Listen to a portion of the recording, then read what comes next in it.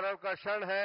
माननीय प्रधानमंत्री जी संविधान को नमन कर रहे हैं। भारत माता की, भारत माता की, वंदे वंदे वंदे वंदे।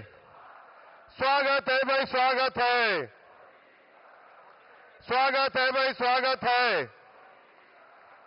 स्वागत है भाई, स्वागत है, स्वागत है भाई, स्वागत है। हमारा लिए बड़ा गर्व और हर्ष का क्षण है कि माननीय प्रधानमंत्री नरेंद्र मोदी जी हमारे बीच में आ चुके हैं। मैं माननीय राष्ट्रीय अध्यक्ष जी से कहूंगा कि वो गमछा और पुष्प गुच्छ के द्वारा माननीय प्रधानमंत्री श्री नरेंद्र मोदी जी का स्वागत करें। माननीय राष्ट्रीय अध्यक्ष जी, स्वागत है भाई, स्वागत है, स्वागत है भाई, स्वागत है, स्वागत है भाई, स्वागत है। फिर तीसरी बार, फिर तीसरी बार, फिर तीसरी बार।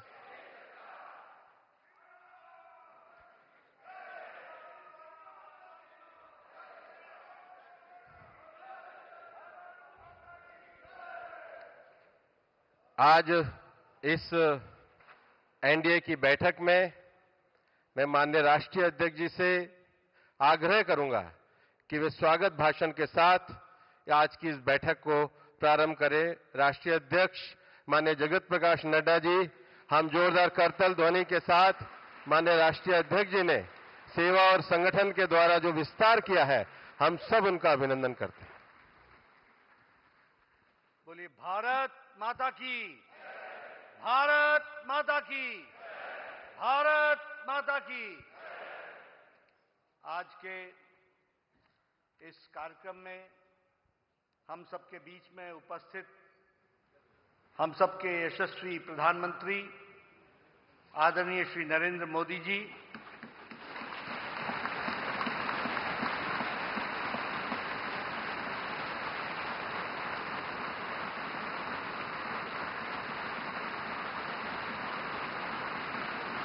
हमारे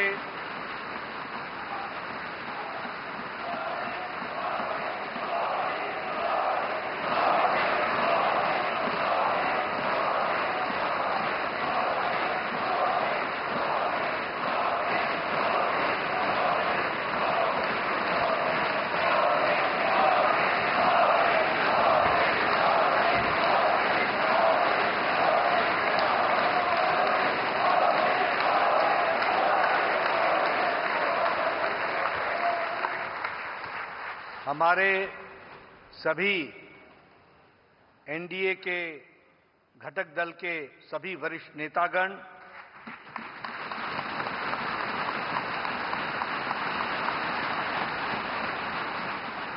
यहां उपस्थित हमारे सभी मुख्यमंत्री, उप मुख्यमंत्री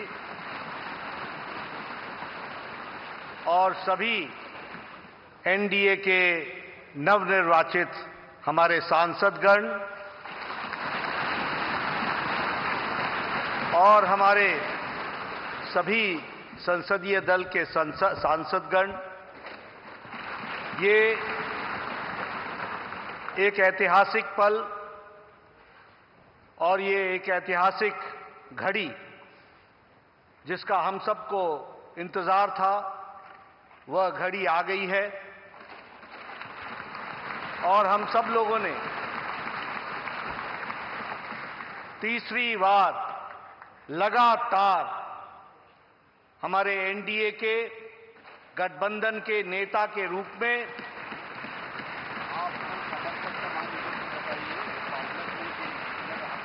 अपने आदरणीय प्रधानमंत्री और नेता का चयन हम सब करने वाले हैं। इस ऐतिहासिक घड़ी पे और इस ऐतिहासिक सेंट्रल हॉल संविधान सदन में आज हम सब लोग इसके चश्मदीद गवाह बन रहे हैं। ये हम सबका सौभाग्य है। मैं आप सब लोगों की तरफ से और हमारे इलेक्ट्रॉनिक मीडिया के माध्यम से करोड़ों लोग जो इस समय संसदीय दल की गतिविधि को देख रहे हैं, उन सब की ओर से आदरणीय प्रधानमंत्री जी का हार्दिक अभिनंदन करता हूं और स्वागत करता हूं।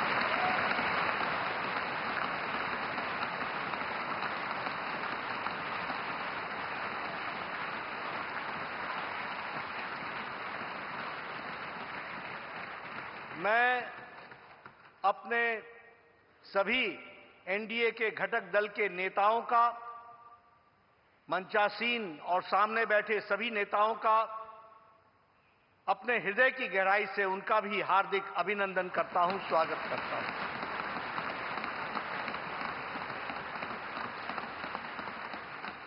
हम सब लोग आदरणीय प्रधानमंत्री जी को अपने दिल की गहराइयों से हार्दिक बधाई देते हैं, जिनके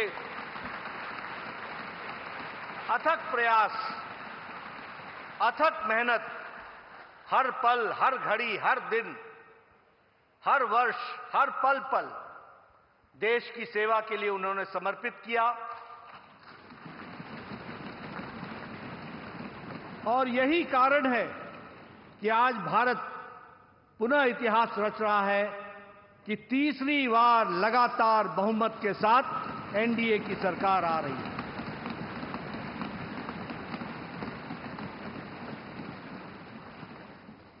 मैं इस घड़ी में इस बात का भी उल्लेख करना चाहता हूं कि जहां हमने लोकसभा में एनडीए ने बहुमत हासिल की और तीसरी बार लगातार, वहीं हमने उड़ीसा में भी अपनी विचारधारा की सरकार बनाई और वहां भी हमें सफलता मिली।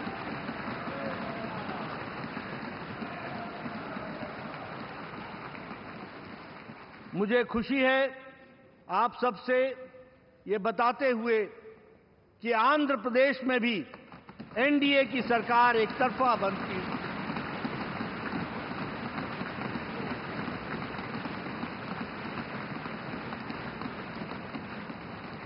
और अरुणाचल प्रदेश में लगातार तीसरी बार भी हमने अपनी सरकार बनाई है।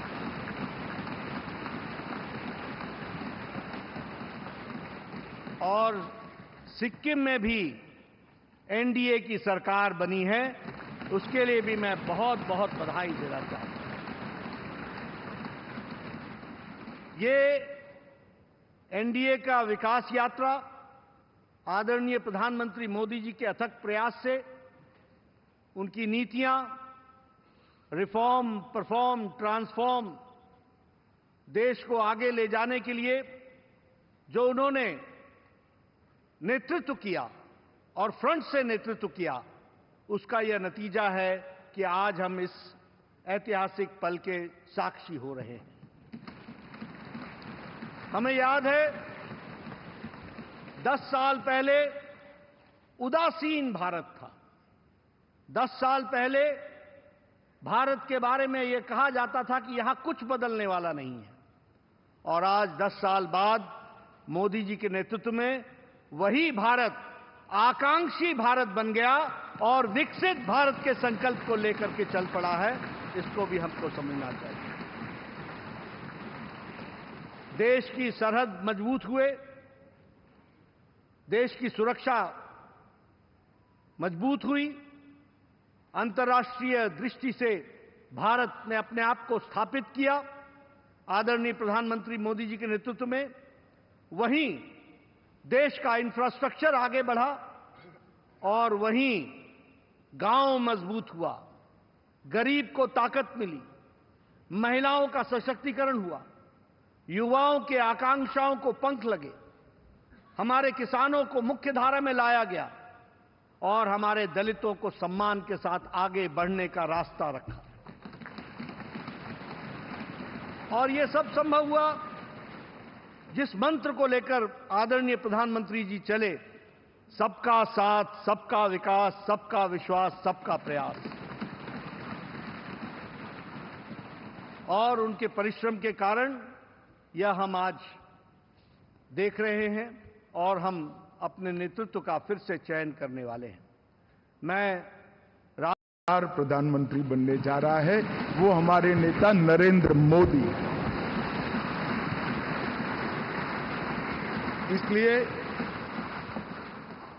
मैं भारतीय जनता पार्टी के करोड़ों कार्यकर्ताओं की ओर से, देश की जनता की ओर से और एनडीए के सहयोगी दलों की ओर से ये तीनों प्रस्ताव जो श्रीमान राजनाथ सिंह जी ने रखे हैं इनका मनपूर्वक समर्थन करता हूं और मैं आशा करता हूं कि आप लोग भी समर्थन करें। मैं भारतीय जनता पार्टी के वरिष्ठ नेता केंद्रीय मंत्री माननीय नितिन गडकरी जी से कहूंगा वो प्रस्ताव का अनुमोदन करें।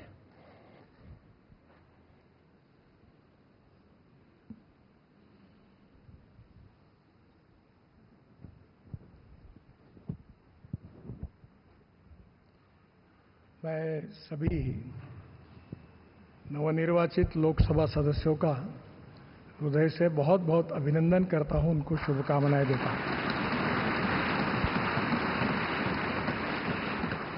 रक्षा मंत्री आदरणीय राजनाथ सिंह जी ने भारतीय जनता पार्टी संसदीय दल के नेता, एनडीए के नेता और लोकसभा के नेता के रूप में आदरणीय नरेंद्र मोदी जी इनका नाम प्रस्तावित किया है। मैं उसका अनुमोदन करता हूं और विशेष रूप से पिछले 10 साल में उनके नेतृत्व में कार्य करने का सौभाग्य हमको मिला। हमारा देश सुखी हो, समृद्ध हो, संपन्न हो, विश्व की महाशक्ति बने और समाज के सर्वांगीण क्षेत्र में उन्नति और विकास हो, इसके लिए कटिबद्ध होकर समर्पित भाव से उन्होंने काम किया है। और मुझे इस बात का विश्वास है कि केवल देश में नहीं तो पूरे विश्व में अपने कार्य से उन्होंने पूरे विश्व को भी प्रभावित किया है। अभी 10 साल में जो काम हुआ वो तो एक प्रकार से शुरुआत थी, पर इसके बाद आने वाले 5 साल में हम विश्व की एक महान ताकत बनेंगे, ऐसा हम सबको दृढ़ विश्वास है। मैं अपनी तरफ से आदरणीय मोदी जी को शुभकामनाएं और शुभेच्छाएं देता हूं और आदरणीय राजनाथ जी ने जो प्रस्ताव रखा है उसका अनुमोदन करता हूं और फिर से एक बार आप सबको धन्यवाद देता हूं। नमस्कार।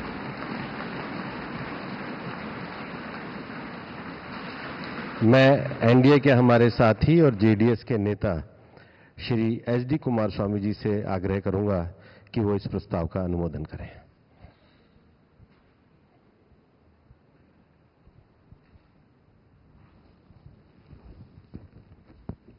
Respected Honorable Shri Narendra Modi ji, several leaders, senior leaders who are sitting in the dais,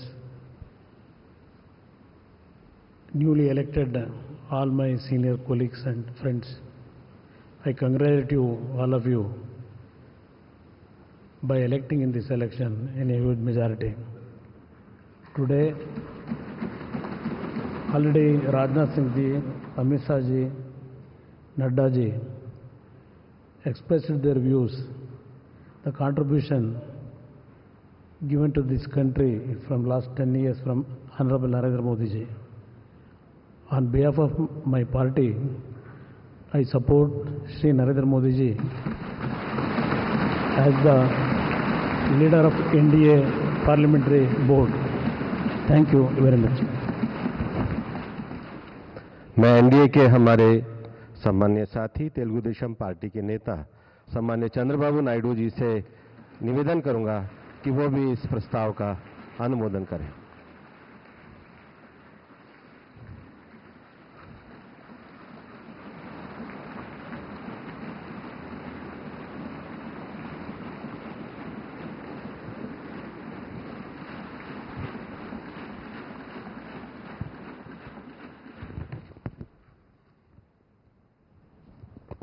Honorable Prime Minister of India, Shri Narendra Modi ji, Honorable Union Ministers, respected NDA partners, Honorable MPs, First of all, we are congratulating all of you. We have won wonderful majority I have seen for the election campaign. For the 3 months, Honorable PM never took any rest. Day and night, he had campaigned, same zeal. He started and ended same spirit. In Andhra Pradesh, we had 3 meetings, public meetings, 1 big rally. It had made a huge difference for winning the elections in Andhra Pradesh.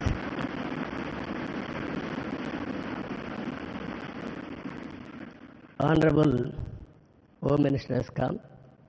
He addressed 1 meeting, very powerful meeting. It has changed the situation in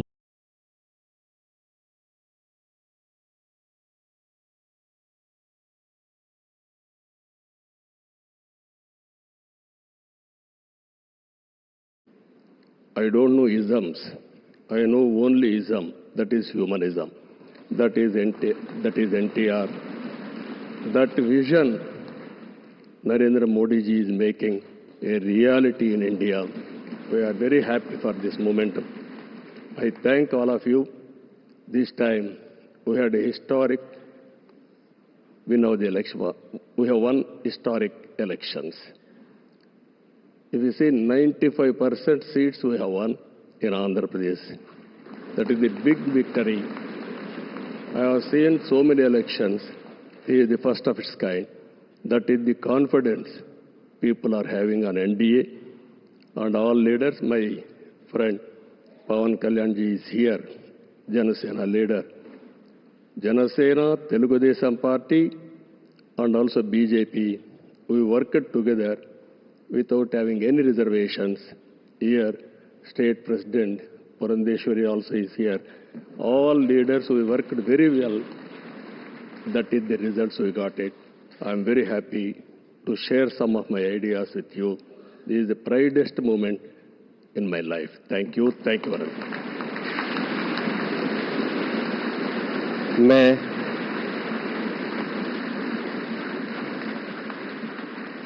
NDA के हमारे वरिष्ठ सहयोगी Janata Dal United के अध्यक्ष बिहार के माननीय मुख्यमंत्री सम्मान्य नीतीश कुमार जी से आग्रह करूंगा कि वह इस प्रस्ताव का अनुमोदन करें।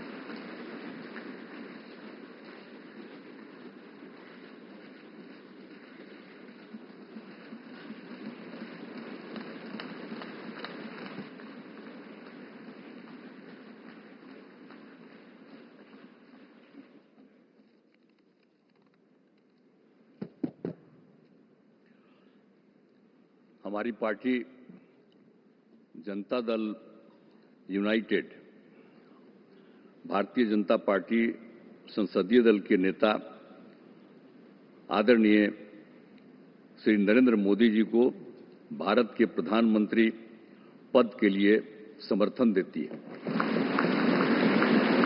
आज ये बहुत ही खुशी की बात है। 10 साल से ये प्रधानमंत्री हैं और फिर प्रधानमंत्री होने जा रहे हैं और इन्होंने पूरे देश की सेवा की। अब पूरा भरोसा है कि जो कुछ भी बचा है अगली बार ये सब पूरा कर देंगे और जो भी हर राज्य का है, और हम लोग पूरे तौर पर सब दिन इनके साथ रहेंगे और पूरे तौर पर जो कुछ भी है आज जिस तरह से भी ये करेंगे बहुत अच्छा है। और आप जान लीजिए कि कुछ लोग, हम लोगों को तो अब लगता है कि अगली बार जो आप आइएगा ना, तो इस बार हम देखें कि कुछ इधर उधर कुछ जीत गया है, अगली बार सब हारेगा, हमको पूरा भरोसा है। ये सब बिना मतलब का बात बोल बोल करके क्या किया है? ये सब कोई काम किया है? उन लोगों ने आज तक कोई काम नहीं किया, देश की कोई सेवा नहीं की है। लेकिन आपने इतनी सेवा की है और उसके बाद इस तरह से हुआ है, तब इस बार फिर जो मौका मिला है तो इस मौका के बाद आगे अब उन लोगों के लिए कोई गुंजाइश नहीं रहेगा, वो सब खत्म हो जाएगा। अब बिहार, आज देश बहुत आगे बढ़ेगा। अब बिहार का भी तो सब काम हो ही जाएगा, जो कुछ भी बचा हुआ है उसको ही कर देंगे। सबसे पुराना इलाका है, तो इसीलिए हम लोग तो पूरे तौर पर हर तरह से जो आप चाहिएगा उस काम के लिए हम लोग लगे रहेंगे और बहुत अच्छा होगा। अब जितने लोग साथ हुए हैं अब बहुत अच्छा है और सब लोग बहुत अच्छे ढंग से अपनी बात कर रहे हैं, तो सब लोग ठीक हैं। हम मिल करके सब लोग चलेंगे और हम लोग पूरा आपके साथ रहेंगे और आप पूरे देश को कितना आगे बढ़ाएंगे ये बहुत खुशी की बात होगी। यही हम लोगों को कहना है और मेरा आग्रह यही है कि जल्दी से जल्दी आपका काम शुरू हो जाए, शपथ ग्रहण हो जाए। अब आप इतवार को करने वाले हैं, तो हम तो चाहते थे कि आजो हो जाता तो अच्छा था, लेकिन आपकी जब इच्छा है तो जब भी हो, जितना तेजी से काम हो जाए तो बहुत अच्छा है और बहुत अच्छा रहेगा। अब इस बार हम लोगों का इससे बड़ी खुशी होगी और पूरे देश में इसका बहुत ज्यादा फायदा है। इधर उधर कोई करना चाहता है उसको कोई लाभ नहीं है, तो इसीलिए मैं आपका अभिनंदन करता हूं और आपके नेतृत्व में सब लोग काम करेंगे, सब लोग चलेंगे इन्हीं शब्दों के साथ। और आप सब लोग इतना खुशी हैं, सब पार्टी के लोग, मैं उनका भी अभिनंदन करता हूं और यही कहूंगा कि हम सब लोग इनके साथ रहेंगे और एक साथ होकर के जो कुछ भी करेंगे इनकी बात को मानते हुए हम लोग आगे चलेंगे। इन्हीं शब्दों के साथ बहुत बहुत धन्यवाद।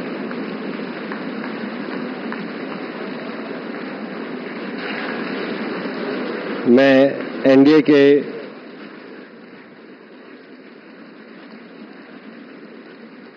के हमारे सम्माननीय साथी शिवसेना के हमारे नेता और महाराष्ट्र के मुख्यमंत्री श्री एकनाथ शिंदे जी से आग्रह करूंगा कि वो भी प्रस्ताव का अनुमोदन करें।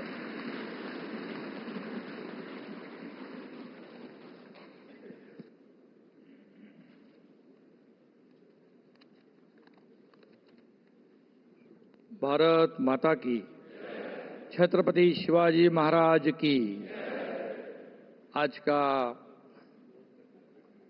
ये ऐतिहासिक और स्वर्णिम दिन है कि आज हमारे आदरणीय प्रधानमंत्री नरेंद्र मोदी जी को एनडीए संसदीय दल के नेता पद पर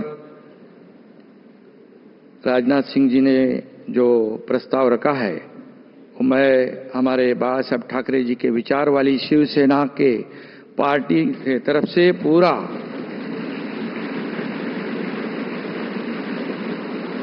समर्थन देता हूं। और पिछले 10 सालों में हमारे आदरणीय प्रधानमंत्री जी ने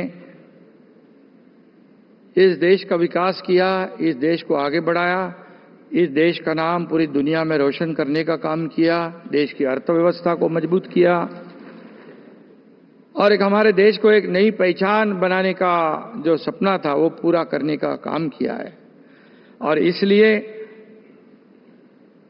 कितने भी विपक्ष वालों ने जब अभी हमारे नीतीश कुमार जी ने कहा कि यहां वहां जो गए हैं उनका क्या होने वाला है, उन्होंने कहा है।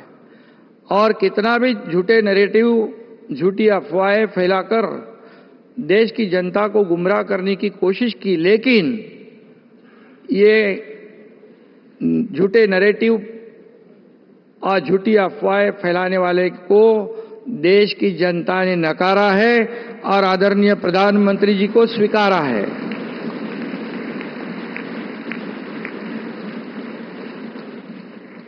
उसमें डिटेल में मैं नहीं जाऊंगा, लेकिन यहाँ पर हमारे सभी उपस्थित नेतागण है, नड्डा जी है, राजनाथ सिंह जी है, अमित भाई है, हमारे आदरणीय अजीत दादा जी है, वहाँ अभी सभी महानुभाव है, एक्स सीएम है, वहाँ हमारे चंद्रा बाबू जी है, नीतीश कुमार जी है और सभी मान्यवर और सभी इस सदन में उपस्थित फिर से सांसद बने हैं, उनका मैं तहे दिल से स्वागत करता हूं और अभिनंदन भी करता हूं।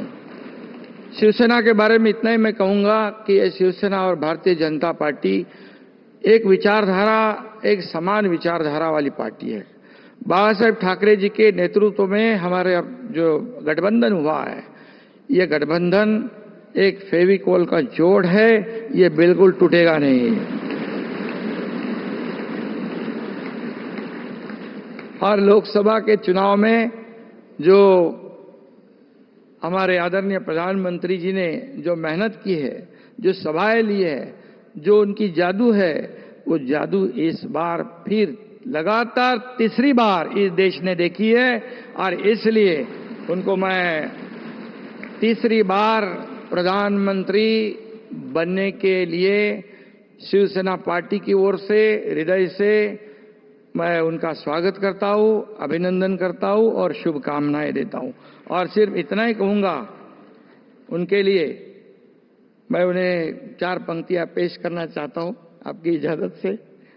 मैं उस माटी का वृक्ष नहीं जिसको नदियों ने सींचा है, बंजर माटी में पलकर मैं मृत्यु से जीवन खींचा है। मैं पत्थर पर लिखी इबारत हूं, शीशे से कब तक तोड़ोगे, मिटने वाला मैं नाम नहीं, तुम मुझको कब तक रोकोगे। और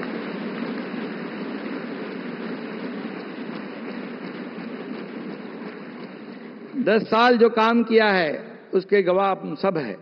और इसलिए लोगों ने विकास को महत्व दिया है और जो विपक्ष के लोग सिर्फ राजनीति करते थे उनको उनके घर पे बिठा दिया है। और फिर एक बार, तीसरी बार मोदी जी हैट्रिक करेंगे। मैं उनका अभिनंदन करता हूं, मैं उनको बहुत बहुत शुभकामनाएं देता हूं। धन्यवाद। मैं एनडीए के हमारे साथी और एनसीपी के नेता महाराष्ट्र के उप मुख्यमंत्री श्री अजीत पवार जी से आग्रह करूंगा कि वे भी इसका अनुमोदन प्रस्ताव।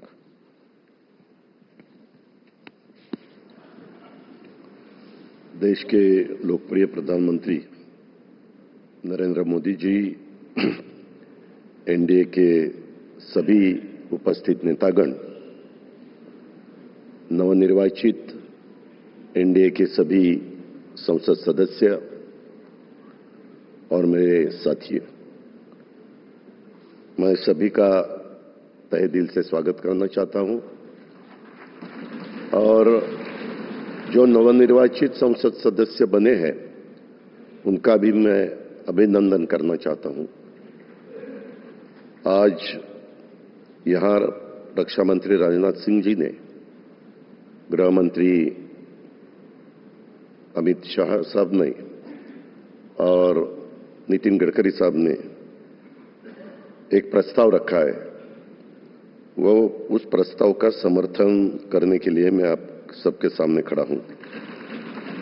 मेरी पार्टी राष्ट्रवादी कांग्रेस पार्टी की तरफ से एनडीए संसदीय दल के नेता पद पर श्री नरेंद्र मोदी जी के नाम का समर्थन करता हूं और आप सभी को धन्यवाद देते मैं पूर्ण विराम लेता हूं। जय हिंद। मैं लोक जनशक्ति पार्टी रामविलास पासवान के नेता और माननीय श्री चिराग पासवान जी से आग्रह करूंगा कि वो भी प्रस्ताव के अनुमोदन के लिए आए।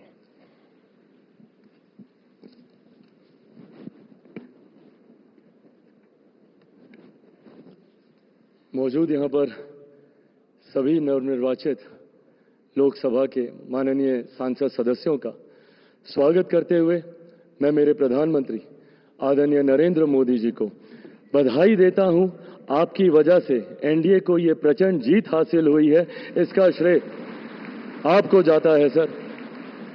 आप ही में वो इच्छा शक्ति थी कि जिसने इतिहास में इस तरीके की प्रचंड जीत को दर्ज कराने का काम किया।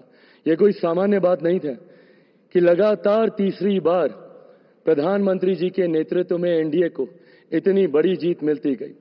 हम लोग सर जब क्षेत्र में जाते थे, आपके नाम पर जिस तरीके का उत्साह देखने को मिलता था, ये हम सबके लिए गर्व की बात होती थी कि हमारे नेता, एक ऐसा नेतृत्व करता हम लोग के पास है जिसको लेकर जनता में विश्वास है।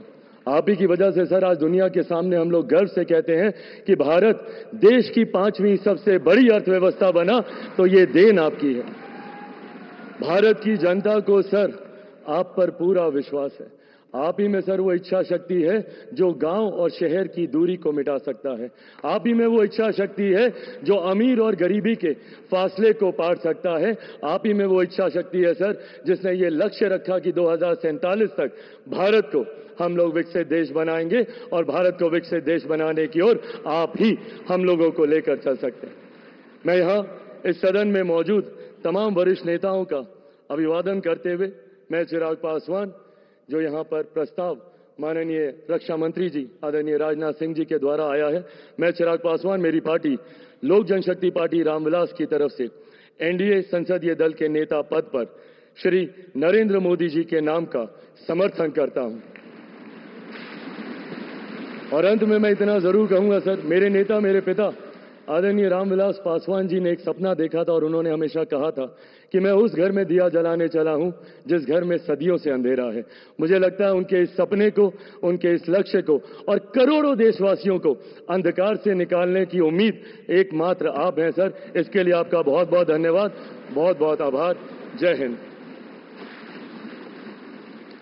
मैं एनडीए के हमारे साथी हिंदुस्तान आवाम मोर्चा के अध्यक्ष श्री जीतन राम मांझी जी से आग्रह करूंगा कि वो प्रस्ताव का अनुमोदन करें।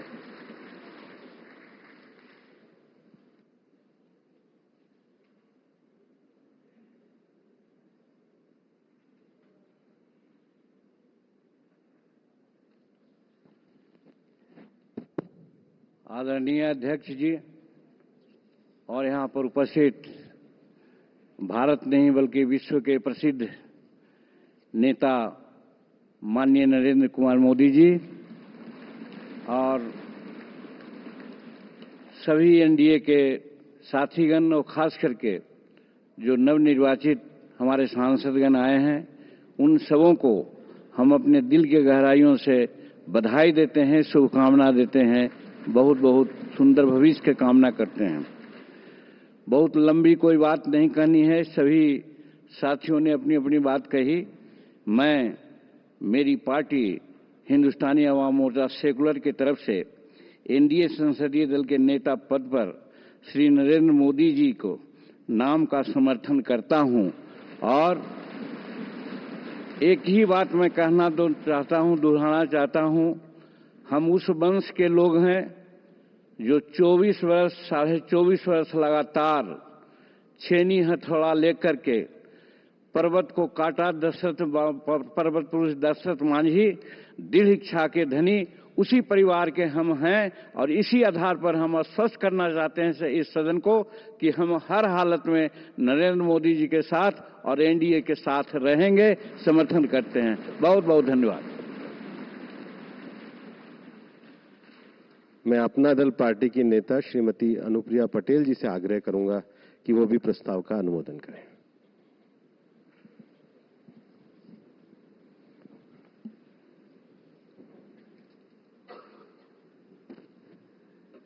करोड़ों करोड़ देशवासियों के हृदय में बसने वाले माननीय प्रधानमंत्री श्री नरेंद्र मोदी जी, इस मंच पर विराजमान सभी वरिष्ठ महानुभाव, केंद्रीय कक्ष में मौजूद एनडीए के सहयोगी दलों के सभी सम्माननीय नेतागण, राज्यों के माननीय मुख्यमंत्री एवं उप मुख्यमंत्रीगण और हमारे एनडीए परिवार के देश के कोने कोने से जनता का विश्वास प्राप्त करके यहाँ पर नवनिर्वाचित होकर आए सभी माननीय सांसदगणों का मैं अपनी पार्टी, अपना दल की ओर से बहुत बहुत अभिनंदन करती हूँ।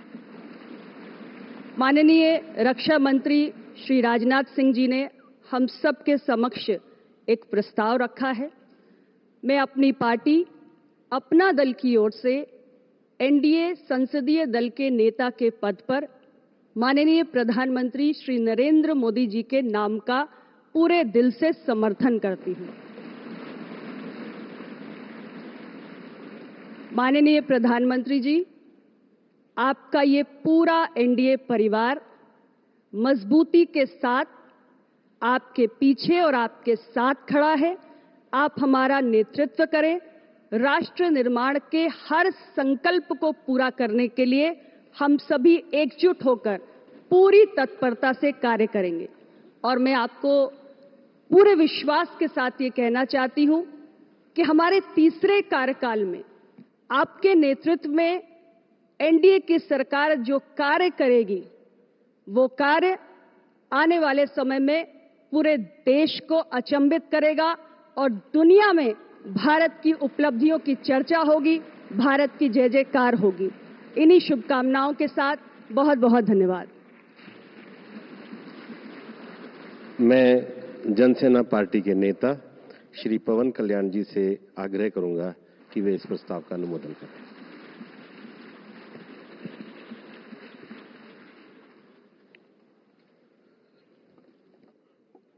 To the Honorable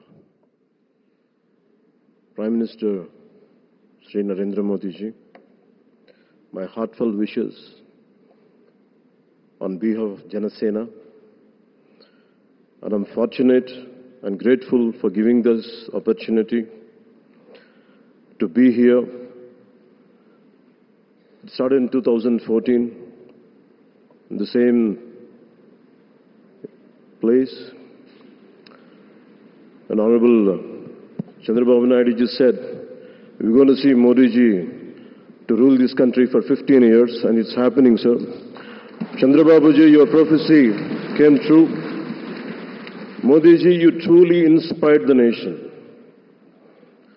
As long as you are the Prime Minister of this country, our country will never bow down to anyone, sir. The mighty Himalayas will never bow down like that. Under your leadership, Bharat will never bow down. And we really take pride under your leadership, to work under your leadership, sir. We really take pride.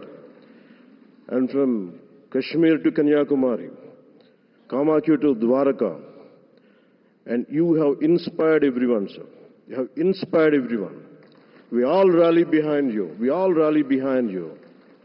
The way you have triggered us to serve the nation, the kind of patriotism you have instilled in us by your actions, by your words, by your deeds, and the kind of development you had shown us in the progress. And sir, I'm deeply honored, and for listening to us, for looking at Andhra Pradesh. Under your guidance, under your support, we are able to sweep the polls. We got 91% victory there. We got completely in legislature, we had 91% success. It's all because of your guidance. It's all because of your leadership, sir. I'm grateful to you. We're all grateful to you. On behalf of Janasena Party, I support Sri Narendra Modi ji as the leader of the NDA Parliamentary Party. To all the eminent senior parliamentarians and the new parliament members, I wish you very best. To honorable senior leaders and NDA partners, to you all, my heartfelt namaskars to you, sir. Thank you and Jai Hind, sir.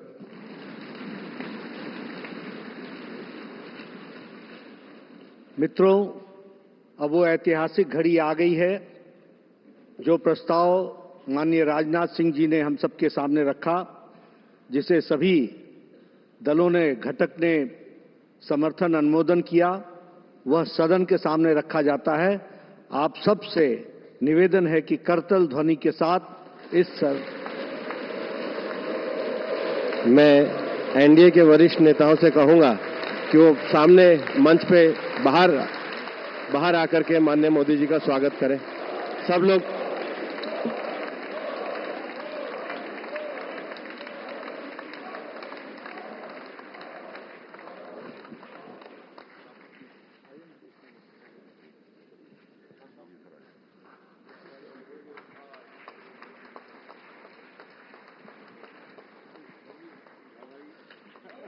Bharat माता की, भारत माता की, भारत माता की।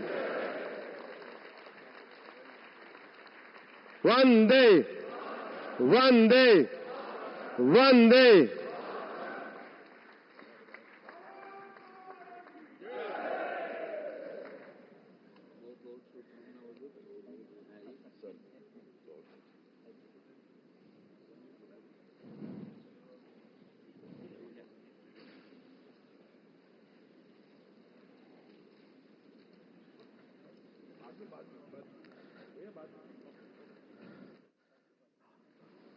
हम सब लोगों के लिए हर्ष, गौरव और सौभाग्य का विषय है कि एनडीए के हमारे नेता के रूप में माननीय नरेंद्र मोदी जी से हम निवेदन करेंगे कि वो हम सब लोगों को भारत के उज्जवल भविष्य के लिए संबोधन प्रदान करें।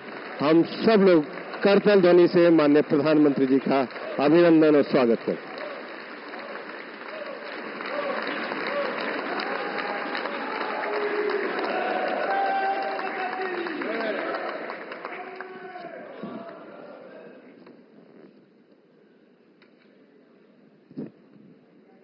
भारत माता की, भारत माता की।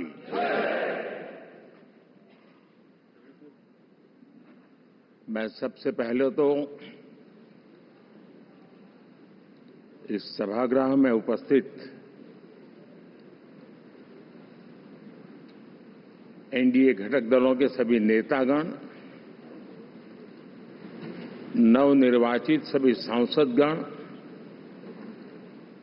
और हमारे राज्यसभा के भी सांसदगण, आप सबका हृदय से बहुत बहुत आभार व्यक्त करता हूं।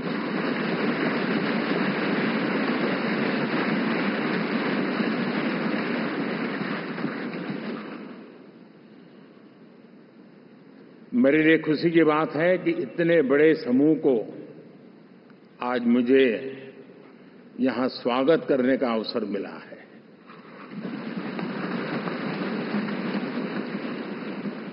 जो साथी विजयी होकर के आए हैं वे सभी अभिनंदन के अधिकारी हैं, लेकिन जिन लाखों कार्यकर्ताओं ने दिन रात परिश्रम किया है, न उन्होंने दिन देखा न रात देखी, और इतनी भयंकर गर्मी में हर दल के कार्यकर्ता ने जो पुरुषार्थ किया है, परिश्रम किया है, मैं आज संविधान सदन के इस सेंट्रल हॉल से सर झुका करके उनको प्रणाम करता हूं।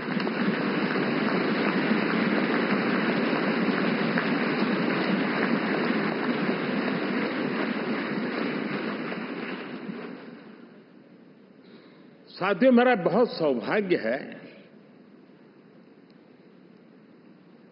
कि एनडीए के नेता के रूप में आप सब साथियों ने सर्वसम्मति से चुन करके मुझे एक नया दायित्व दिया है, और इसके लिए मैं आपका बहुत बहुत आभारी हूं।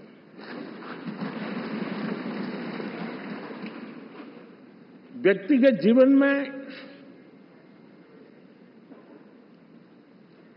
एक मैं जवाबदारी का एहसास करता हूं। जब 2019 में इस सदन में मैं बोल रहा था, आप सबने मुझे नेता के रूप में चुना था, और तब मैंने एक बात पर बल दिया था, विश्वास। आज जब आप मुझे फिर से एक बार ये दायित्व देते हैं, इसका मतलब है कि हम दोनों के बीच, हम आपस में विश्वास का सेतु इतना मजबूत है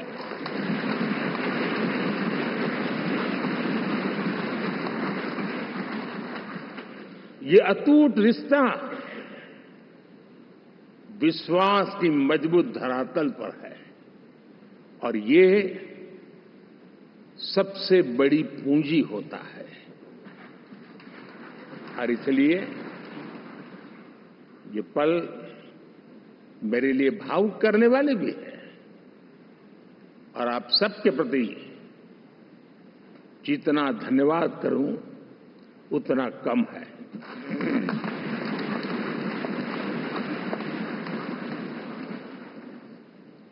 साथियों, बहुत कम लोग इन बातों की चर्चा करते हैं, शायद उनको सूट नहीं करता होगा, लेकिन हिंदुस्तान के इतने महान लोकतंत्र की ताकत देखिए कि एनडीए आज देश में 22 राज्यों में लोगों ने उनको सरकार बना करके सेवा करने का मौका दिया।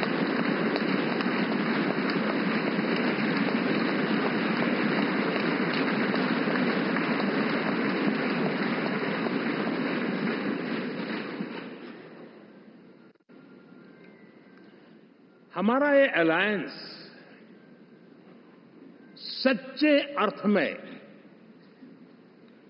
भारत की असली जो स्पिरिट है, जो भारत का आत्मा है, भारत की जड़ों में जो रचा बसा है, उसका एक अर्थ में प्रतिबिंब है।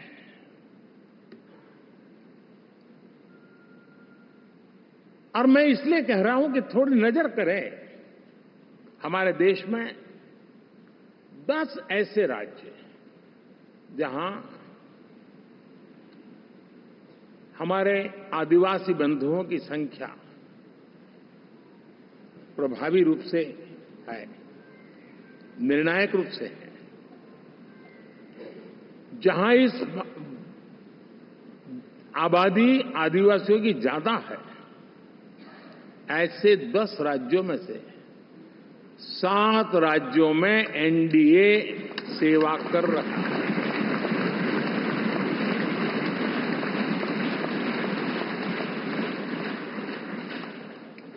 साथियों, हम सर्वपंथ संभाव के हमारे संविधान को समर्पित है और देश में चाहे हमारा गोवा हो या हमारा नॉर्थ ईस्ट हो, जहां बहुत बड़ी मात्रा में हमारे ईसाई भाई बहन रहते हैं, आज हम उन राज्यों में भी एनडीए के रूप में सेवा का अवसर हमें मिला हुआ है।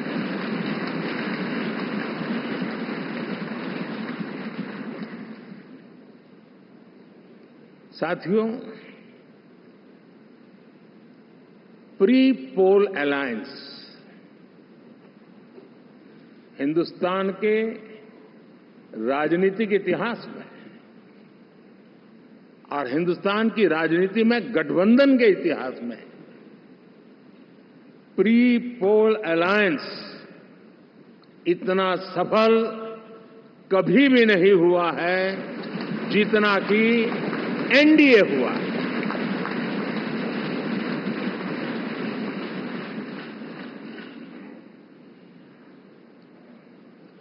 और ये गठबंधन का विजय,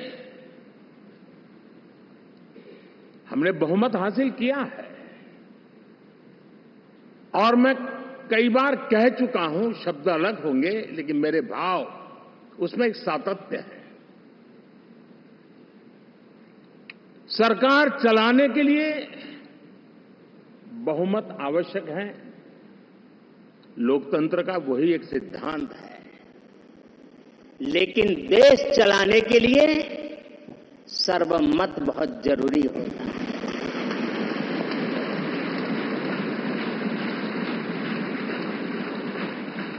और मैं आज देशवासियों को यहां से विश्वास दिलाना चाहता हूं कि आपने जिस प्रकार से हमें बहुमत देकर के सरकार चलाने का सौभाग्य दिया है, ये हम सबका दायित्व है कि हम सर्वमत का निरंतर प्रयास करेंगे और देश को आगे ले जाने के लिए हम कोई कोर कसर नहीं छोड़ेंगे।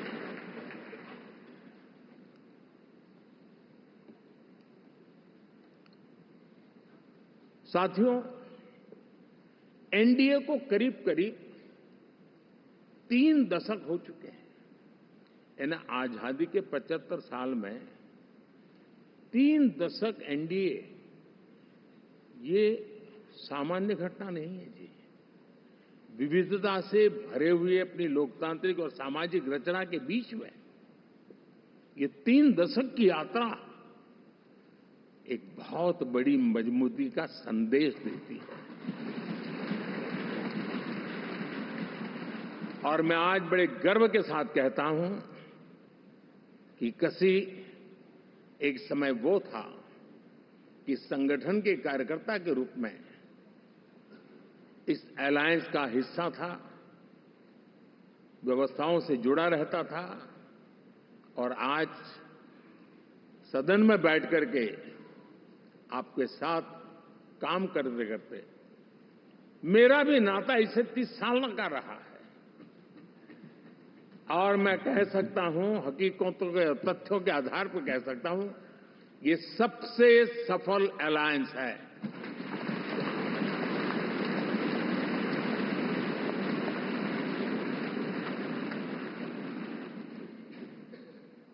हम गर्व से कह सकते हैं कि 5 साल का टर्म होता है। इस अलायंस ने 30 साल में से 5-5 साल के 3 टर्म सफलतापूर्वक पार किए हैं और अलायंस 4थे टर्म में एंटर कर रहा है।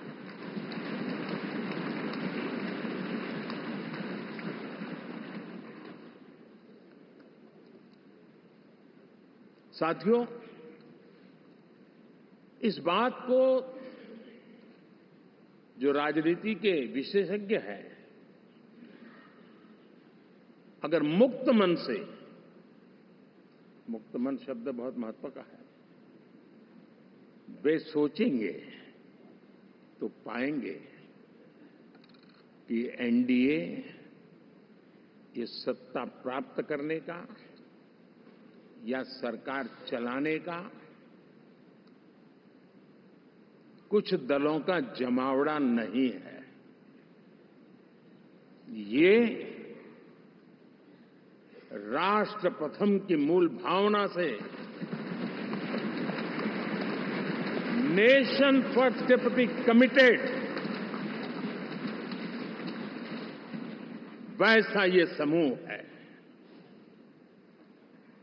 और 30 साल का लंबा कालखंड शुरू में शायद असेंबल हुआ होगा, लेकिन आज मैं कह सकता हूं कि भारत के राजनीतिक व्यवस्था में एक ऑर्गेनिक अलायंस है।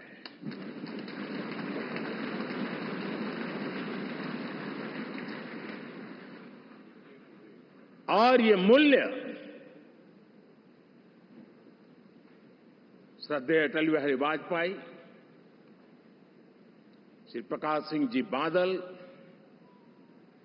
श्री बाला साहब ठाकरे, श्री जॉर्ज फर्नांडिस, श्री शरद यादव, अनगिनत नाम मैं कह सकता हूं। इन लोगों ने जिस बीज को बोया था वो आज भारत की जनता ने विश्वास का सिंचन कर करके उस बीज को वटवृक्ष बना दिया है।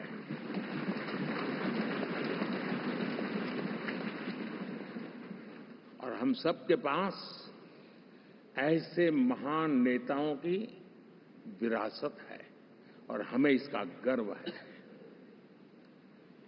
बीते 10 वर्षों में हमने एनडीए की उसी विरासत, उसी मूल्यों को लेकर के निरंतर आगे बढ़ने का और देश को आगे बढ़ाने का प्रयास किया है। जैसे मैंने कहा, मुक्त मन से राजनीति के विश्लेषक अगर विश्लेषण करेंगे तो देखेंगे कि एनडीए का जो लोग दिखते हैं ना, उसमें एक कॉमन चीज नजर आती है और वो है गुड गवर्नेंस। इन सब ने अपने अपने समय में, अपने अपने कार्यकाल में जब जब जहां सेवा करने का मौका मिला है, गुड गवर्नेंस इस देश को दिया है। और इस प्रकार से एनडीए एक प्रकार से, एनडीए कहते ही गुड गवर्नेंस ये अपने आप पर्यायवाची बन जाता है। साथियों, हम लोगों के सभी के कार्यकाल में, चाहे मैं गुजरात में रहा हूं या बाबू हमारे आंध्र में रहे हो या नीतीश जी ने बिहार के लिए भरपूर सेवा की हो, हम सबके अंदर केंद्र बिंदु में गरीब का कल्याण केंद्रस्थ रहा है।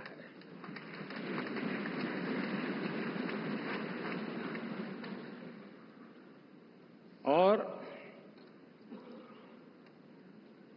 देश ने एनडीए के गरीब कल्याण के, गुड गवर्नेंस के 10 साल को देखा है। इतना नहीं, मैं कह सकता हूं देश ने इसे जिया है।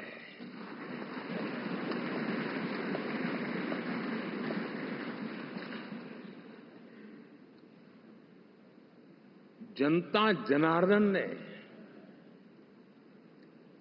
सरकार क्या होती है, सरकार क्यों होती है, सरकार किसके लिए होती है, सरकार कैसे काम करती है, इसको पहली बार अनुभव किया है।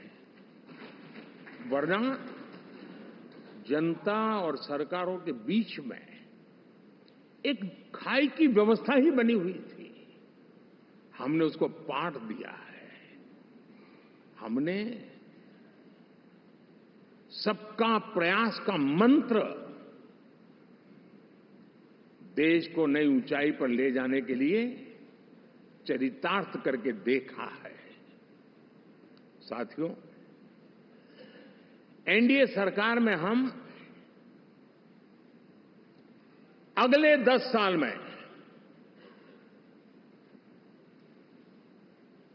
मैं बहुत जिम्मेवारी के साथ कह रहा हूं, अगले 10 साल में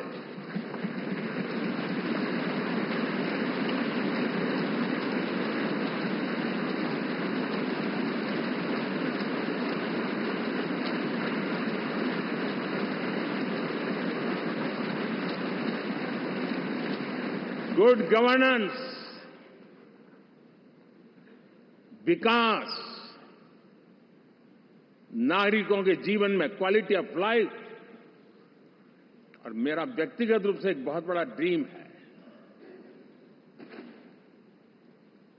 मैं लोकतंत्र की समृद्धि को जब सोचता हूं तो मैं चाहता हूं कि सामान्य मानवीय के जीवन में से, और खास करके मध्यम वर्ग, उच्च मध्यम वर्ग, उनके जीवन में से सरकार की दखल जितनी कम हो उतनी लोकतंत्र की मजबूती है।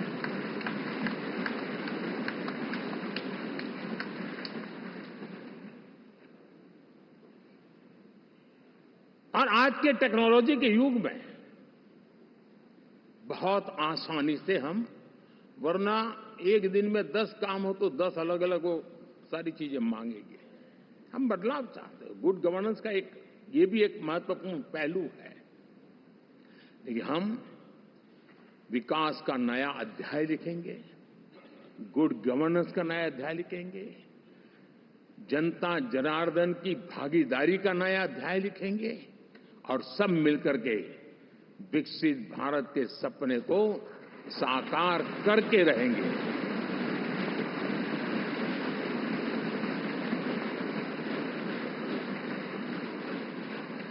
साथियों, एनडीए में, और मैं अगर विस्तार से कहूं तो सदन में किसी भी दल का कोई भी जनप्रतिनिधि होगा, मेरे लिए सब बराबर है।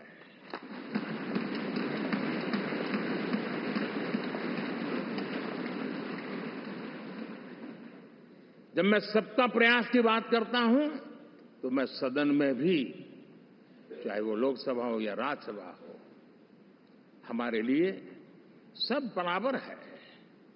और यही एक भाव है जिसके कारण 30 साल से एनडीए अलायंस मजबूती के साथ आगे बढ़ा है। अपना पराया कुछ नहीं है। सबको गले लगाने में हमें कभी कोई कमी नहीं रखी है। उसी का परिणाम है कि जनता का विश्वास भी जीत पाते हैं। साथियों, हमने 2024 में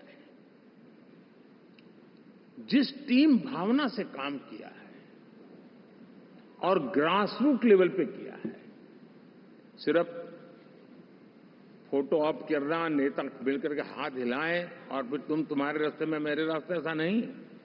ग्रास रूट लेवल तक सबने मिल करके ये जो काम किया है और उसी ने हमें ऑर्गेनिक अलायंस का सामर्थ्य दिया है।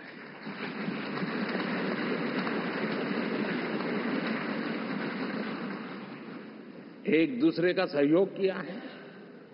हर किसी ने यही सोचा, जहां कम वहां हम। अगर कोई कमी है तो मैं आऊंगा, मैं मेहनत करूंगा, लेकिन तुम्हें कमी नहीं रहने दूंगा। जहां कम वहां हम, ये हर कार्यकर्ता ने जी करके दिखाया है और तभी तो जीत आती है। साथियों, कभी कभी मैं कह सकता हूं कि हमारा 10 साल का अनुभव है, भारत के हर क्षेत्र का और भारत के हर नागरिक का जो एस्पिरेशंस हैं, रीजनल एस्पिरेशंस हैं, वे और नेशनल एस्पिरेशंस, इसका एक अटूट नाता होना चाहिए। इसके बीच में हवा तक गुजर न सके, इतना जुड़ाव होना चाहिए, तब देश आगे बढ़ता है।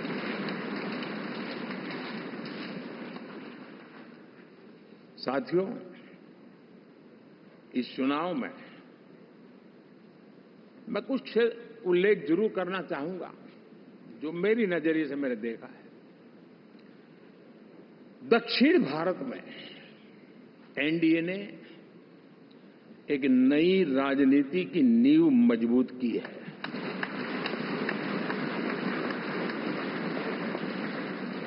अब देखिए, कर्नाटक एंड तेलंगाना, अभी तो इनकी सरकारें बनी थी,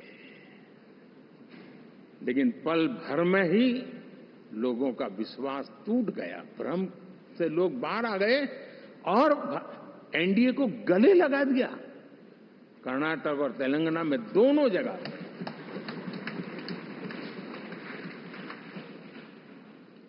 साथियों, तमिलनाडु, मैं तमिलनाडु की टीम को भी बधाई देना चाहूंगा।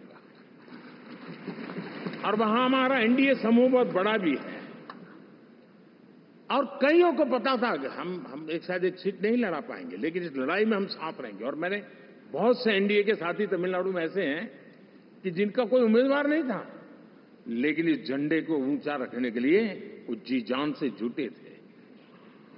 और इसलिए आज तमिलनाडु में भले हम सीट नहीं जीत पाए, लेकिन जिस तेजी से एनडीए का वोट शेयर बढ़ा है, वो साफ साफ संदेश दे रहा है कल में क्या लिखा हुआ है।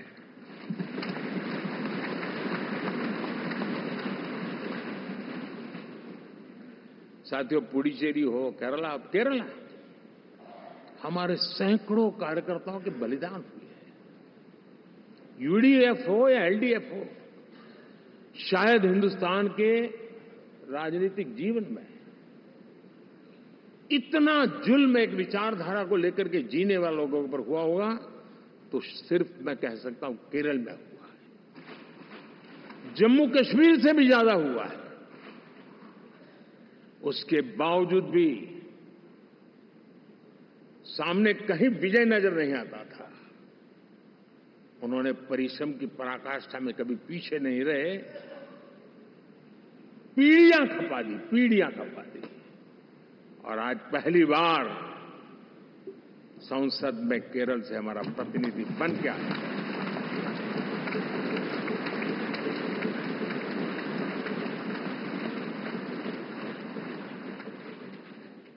साथियों, अरुणाचल में हमने लगातार हमारी सरकार बनती रही है और भारी समर्थन से बनती है। सिक्किम में भी हमारे एनडीए की सरकार करीब करीब क्लीन स्वीप के साथ, अरुणाचल क्लीन स्वीप, आंध्र, मैं अबू बाबू को पूछ रहा था, बोले हिस्टोरिकली ये सबसे हाईएस्ट विक्ट्री है।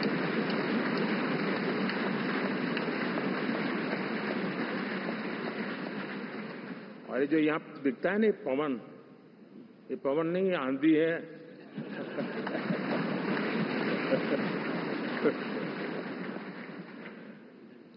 आंध्र ने इतना बड़ा हमारे प्रति जनमत दिया है। हिंदुस्तान के लिए एक सामान्य मानवीय की विकास की जो जिजीविषा है उसका प्रतिबिंब है। और महाप्रभु जगन्नाथ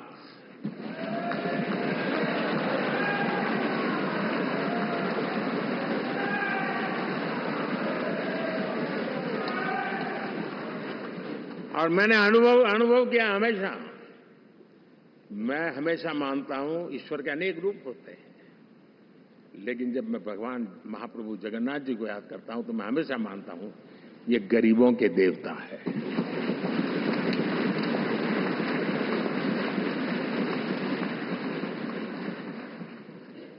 और वहां जो क्रांति रूप परिणाम आया है, मैं इसे एक रिवॉल्यूशन देख रहा हूं। और मैं इसके साथ कह सकता हूं कि विकसित भारत का हमारा जो सपना है, आने वाले 25 वर्ष, पहले मैंने 10 साल कहा था, या मैं 25 साल कह रहा हूं, आने वाले 25 साल महाप्रभु जगन्नाथ जी की कृपा से उड़ीसा देश की विकास यात्रा के ग्रोथ इंजन पैकी एक होगा।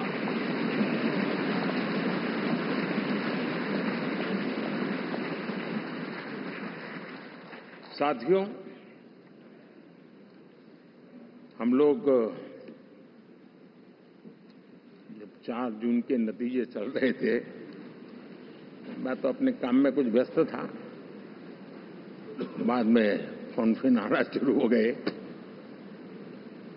तो मैंने किसी को पूछा, यार ये तो ठीक है आंकड़े वांकड़े, तो मुझे ये बताओ कि ईवीएम जिंदा है कि मर गया?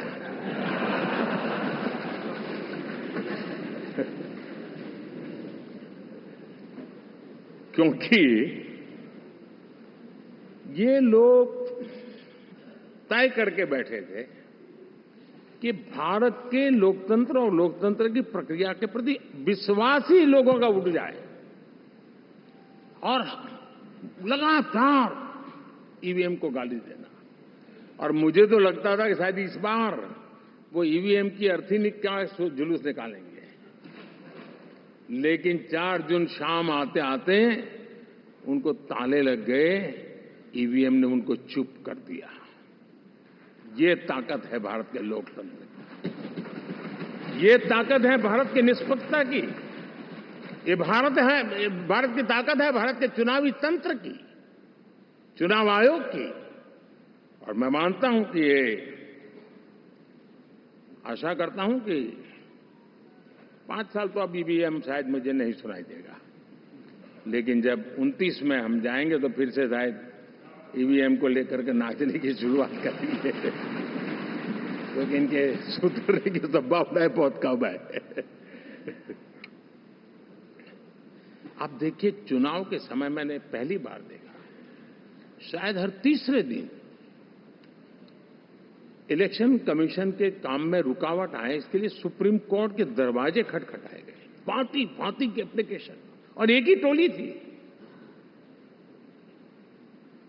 और लोकतंत्र के प्रति जिनका भारोभार अविश्वास, ऐसे लोग सुप्रीम कोर्ट का उपयोग करते हुए कैसे रुकावट डाले, इसका निरंतर प्रयास करते रहे। और चुनाव आयोग की ताकत का एक बड़ा हिस्सा अदालतों में, इस पीक आवर्स में, चुनाव के पीक आवर्स में, यानी कितनी निराशा लेकर के ये लोग मैदान में आए थे कि उन्होंने पूरा हमला उसी इंस्टीट्यूट पे लगा दो ताकि चुनाव के कोई भी परिणाम आए हम दुनिया के सामने भारत को भी बदनाम कर लें। ये षड्यंत्र का हिस्सा था दोस्तों, और कभी भी देश उनको माफ नहीं करेगा। साथियों, इंडी गठबंधन वाले जब ईवीएम का विरोध करते हैं तो मैं सिर्फ एक चुनाव के रूप में नहीं देख रहा। मैं मानता हूं ये लोग मन से पिछली शताब्दी के सोच वाले लोग हैं। वे टेक्नोलॉजी को हम महत्व न समझते हैं, न टेक्नोलॉजी स्वीकार करने को तैयार है। और ये सिर्फ ईवीएम में दिखाई दिया ऐसा नहीं, यूपीआई में दिखाया। जब हमने कहा कि हिंदुस्तान के लोग डिजिटल ट्रांजैक्शन करेंगे, फिनटेक की दुनिया में आज हिंदुस्तान का नाम हो गया, मानने को तैयार नहीं। आधार आज देश की एक पहचान बना है। मैं तो देख रहा हूं कि मुझे कई देश कहते हैं कि हमें आधार की पद्धति से आगे बढ़ना है, आप कैसे मदद कर सकते हैं। उस आधार को रोकने के लिए सुप्रीम कोर्ट में बार बार जाकर के परेशानियां पैदा की। यानी मूलतः ये प्रगति के विरोधी, आधुनिकता के विरोधी, टेक्नोलॉजी के विरोधी इंडी अलायंस हमने देखा है। साथियों, इस देश के लिए ये भी चिंता का विषय है कि विश्व में भारत के लोकतंत्र की ताकत को कम आंकने का प्रयास, और कितना एक्सट्रीम है। मैं दुनिया में ढोल पीट रहा हूं कि हम मदर ऑफ डेमोक्रेसी है, और ये दुनिया में जाकर के बता रहे नहीं हमारे देश में तो डेमोक्रेसी जैसा कुछ नहीं, कि वो मोदी बैठ गया है, वो एक चाय बेचने वाला यहां पहुंच कैसे गया, कुछ तो गड़बड़ की होगी। ये जो इनकी मनस्थिति है जी, भारत के नागरिकों को चुनाव प्रक्रिया के प्रति अविश्वास पैदा करने का जो उनका षड्यंत्र है, मैं मानता हूं कि अब दुनिया भी भारत के लोकतंत्र की विविधता, विशालता, व्यापकता, गहनता, इन सबको भी जानने समझने के लिए आकर्षित होगी। ऐसे इस चुनाव के नतीजे में देख रहा हूं। साथियों, जब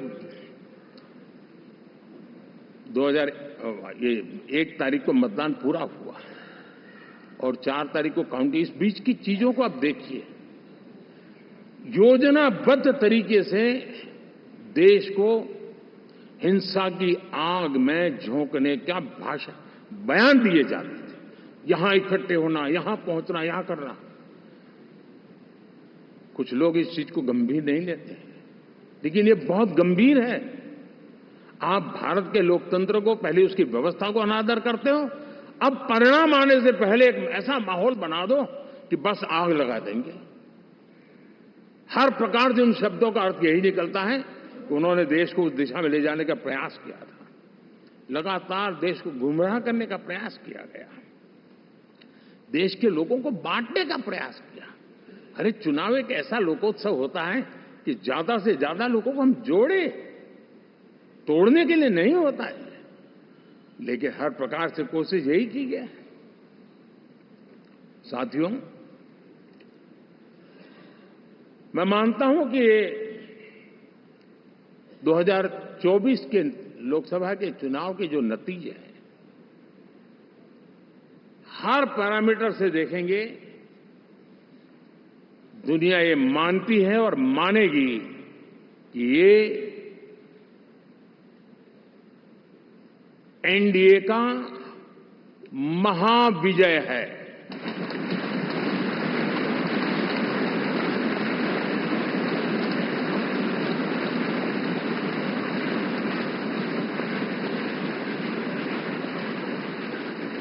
और आपने देखा 2 दिन कैसा चला, जैसे हम तो हार चुके हैं, गए। सब चारों तरफ यही दिखता था, क्योंकि उनको अपने कार्यकर्ताओं का मोरल हाई करने के लिए ऐसे काल्पनिक परेड ये करने पड़ रहे हैं। और साथियों, गठबंधन के इतिहास में अगर आंकड़ों के हिसाब से देखें तो ये सबसे मजबूत गठबंधन की सरकार है।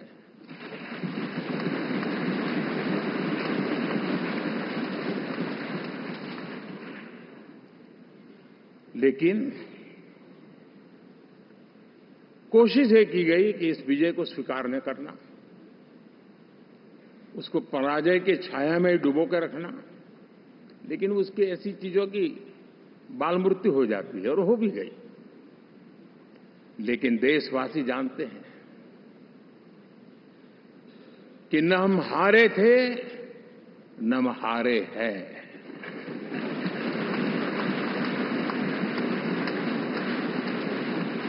लेकिन 4 तारीख के बाद हमारा जो व्यवहार रहा है वो हमारी वो पहचान बताता है कि हम विजय को पचाना जानते हैं।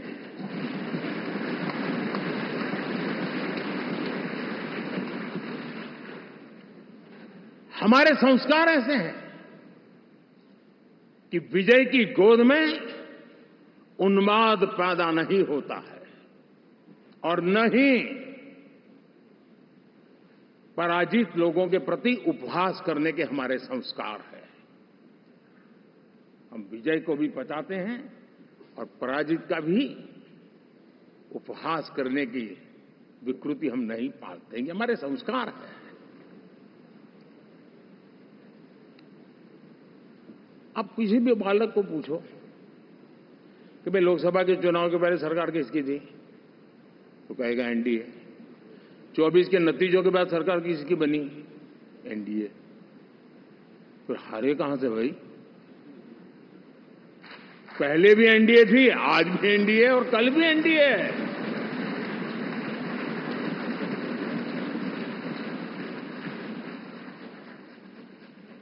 आप सोचिए 10 साल बाद भी कांग्रेस 100 के आंकड़े को नहीं छू पाई।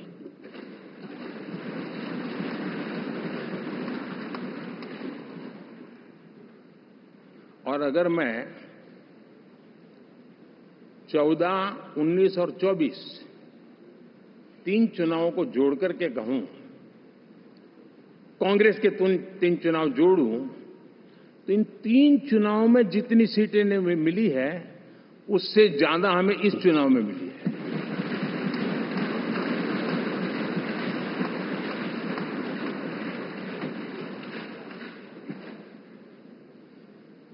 और मैं साफ देख रहा हूं साथियों, एनडीए वालों को अंदाज नहीं है। वे धीरे धीरे पहले तो डूब रहे थे, अब तेज गति से ये गर्त में जाने वाले हैं।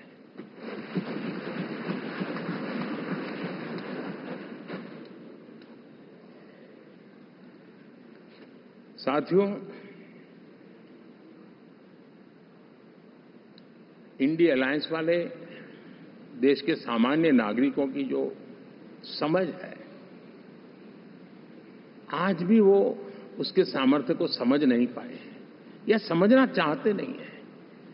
भारत के सामान्य व्यक्ति की भी एक समझ है और जो जमीन से जुड़ा रहता है ना, वो समझ को छूता है, समझता है, पहचानता है, वो वहां नहीं है। साथियों, इन लोगों का जो व्यवहार रहा है 4 तारीख के बाद, मैं आशा करता था कि वे लोकतंत्र का सम्मान करेंगे, लेकिन उनके व्यवहार से लगता है कि शायद उनमें ये संस्कार आए, इसके लिए हमें और इंतजार करना पड़ेगा। और तो मैं ज्यादा कुछ कह नहीं सकता। और ये वो लोग हैं जो खुद की पार्टी के पीएम का अपमान करते हैं, उसके निर्णयों को फाड़ देते थे। खुद की पार्टी को विदेशी मेहमान आ जाए तो उसके लिए चेयर नहीं होती थी। ये सारे दृश्य आपने देखे हैं, ठीक। और मैं समझता हूं कि इन सारी स्थितियों में से हम लोकतंत्र की मजबूती और जनता जनार्दन के प्रति आस्था, इसको हम, साथियों, लोकतंत्र हमें सबका सम्मान करना सिखाती है। विपक्ष में भी जो सांसद जीत करके आए हैं, मैं उनको भी बधाई देता हूं।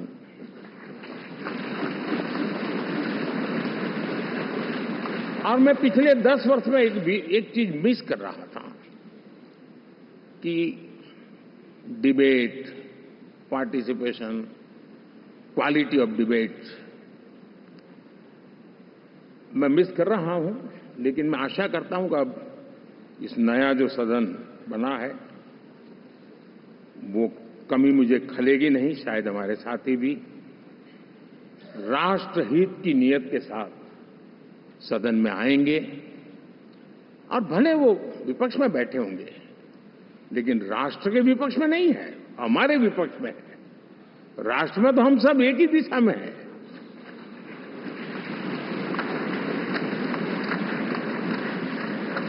राष्ट्र में हमारा कोई पक्ष विपक्ष नहीं है। राष्ट्र में तो हम 140 करोड़ है। और मैं आशा करता हूं कि वो राष्ट्रहित की भावना को लेकर के सदन में आएंगे और सदन को समृद्धि देने में वे कुछ न कुछ योगदान करेंगे। साथियों, 24 का जनादेश एक बात को बार बार मजबूती दे रहा है, बार बार मजबूती दे रहा है कि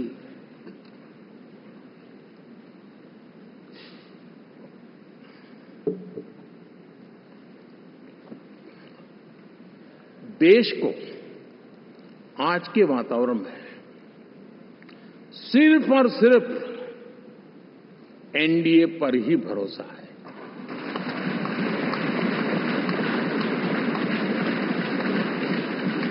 और जब इतना अटूट विश्वास है, इतना भरोसा है, तो स्वाभाविक है देश की अपेक्षाएं भी बढ़ेगी। और मैं इसे अच्छा मानता हूं और हम सबका कर्तव्य भी मानता हूं। और इन अपेक्षाओं को पूर्ण करने के लिए, और मैंने पहले भी कहा था कि जो 10 वर्ष हमने काम किया है वो तो ट्रेलर है।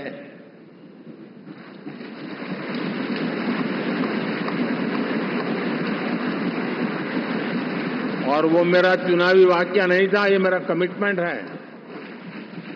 हमें और तेजी से, और विस्तार से, और तेज गति से देश के आकांक्षाओं को पूर्ण करने में रत्ती भर भी विलंब नहीं करना है।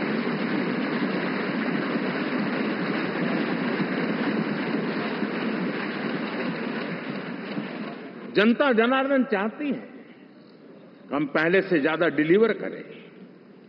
जनता चाहती है कि हम खुद ही हमारे पुराने रिकॉर्ड तोड़े। और मैं साथियों एक तरफ एनडीए रखूं, दूसरी तरफ भारत के लोगों के सपने और संकल्पों को रखूं, तो मैं कहूंगा NDA, new India, develop India, aspirational India.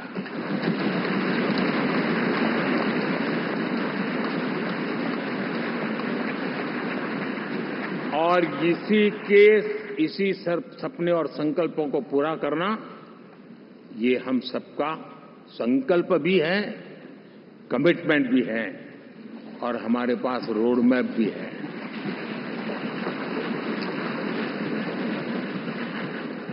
साथियों, एनडीए ने हमेशा करप्शन फ्री, रिफॉर्म ओरिएंटेड, स्थिर सरकार देश को दी है। जब जब हमें अवसर मिला हम लोगों ने काम किया है। उसके सामने कांग्रेस नेतृत्व वाली यूपीए, अब उन्होंने पुरानी अपनी छवि सुधारने के लिए नाम बदल दिया, लेकिन पहचान घोटालों की है। आए दिन घोटाले, यही पहचान रही है। और नाम बदलने के बावजूद भी देश उनके घोटालों को नहीं भुला है, उनको नकारा है।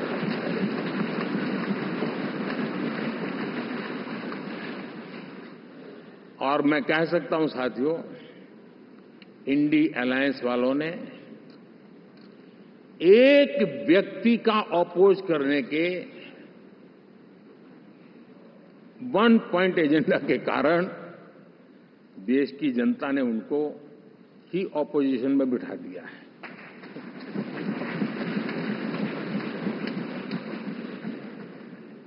एनडीए विकसित भारत इस संकल्प को लेकर के चुनाव में गया था।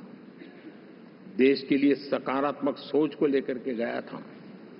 देश की युवा शक्ति के सामर्थ्य को समझ करके नए अवसरों को लेकर के देश को आगे बढ़ने की बात लेकर के गया था।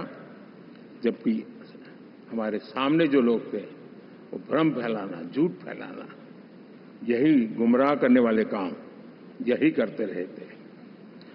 अब एनडीए और उनका देखें, इवन नामांकन में जाएंगे तो भी आपको देखेगा उनका चुनाव प्रचार, उनका नामांकन, हम लोगों का एक एक दृश्य देख लीजिए और उनका एक एक दृश्य देखिए, कितना बड़ा अंतर है। हर चीज में उनका कैरेक्टर दिखाई देता है। और क्या रहा, फोटो ऑप के लिए तो उन्होंने अलायंस घोषित कर दिया, लेकिन कितने ही राज्यों में वो आपस में लड़ते रहे हैं, चुनावी जंग में एक दूसरे की पीठ में छुरा भोंकते रहे हैं। कभी उन्होंने कहा कि ये तो हमारा वैचारिक अलायंस है, वो विचार लेवल पर ठीक है, बाकी नीचे तो हमारा अपना हम तैयार करेंगे। और अब फिर उन्होंने कहा कि भाई हम तो सीट के आधार पर अलायंस करेंगे, टोटल न भी करें, ये भी खेल खेला।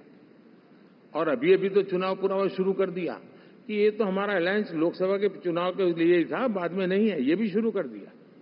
यानी मैंने बहुत पहले कहा था कि आप देख लेना 4 जून के बाद बिखराव शुरू हो जाएगा, और वो शुरू हो चुका है। इसका मतलब ये हुआ कि वो सिर्फ और सिर्फ सत्ता सुख के लिए एक दूसरे का साथ देने की कोशिश करते थे, लेकिन उनमें उनका अगर स्वार्थ निश्चित होता तो साथ देना, वरना नहीं देना, एक कैरेक्टर था। साथियों, ये लोग कितने ही बड़े झूठे बोलते रहे हैं। और आप देखिए, चुनाव के समय उन्होंने देश के सामान्य नागरिक को गुमराह करने के लिए जो पर्चियां बांटी कि ये देंगे और वो देंगे और टिकना देंगे, फलाना देंगे, 2 दिन से मैं देख रहा हूं कि कांग्रेस के दफ्तरों पर लोग कतार लगा के खड़े हैं कि ये पर्ची है, 1 लाख रुपया कहां है, लाओ भाई, मांग रहे हैं लोग। यानी आपने जनता जनार्दन की आंखों में कैसा उनको भ्रमित किया, कैसी आंख में धूल झोंक दी कि वो बेचारा सामान्य नागरिक मान के चलता था, हाँ भाई 4 जून के बाद रुपया मिल जाएगा, इसलिए वो जाके खड़ा रह गया। और अब उसको धक्का मारा जा रहा है, डंडे मारे जा रहे हैं, वहां से निकाला जा रहा है। अब इस प्रकार का चुनाव ये अपने आप में देश के गरीबों का अपमान है, हमारे देश के सामान्य नागरिकों का अपमान है। और कभी भी देश ऐसी हरकतों को न भूलता है, न ही कभी माफ किए बिना माफ कभी करता है।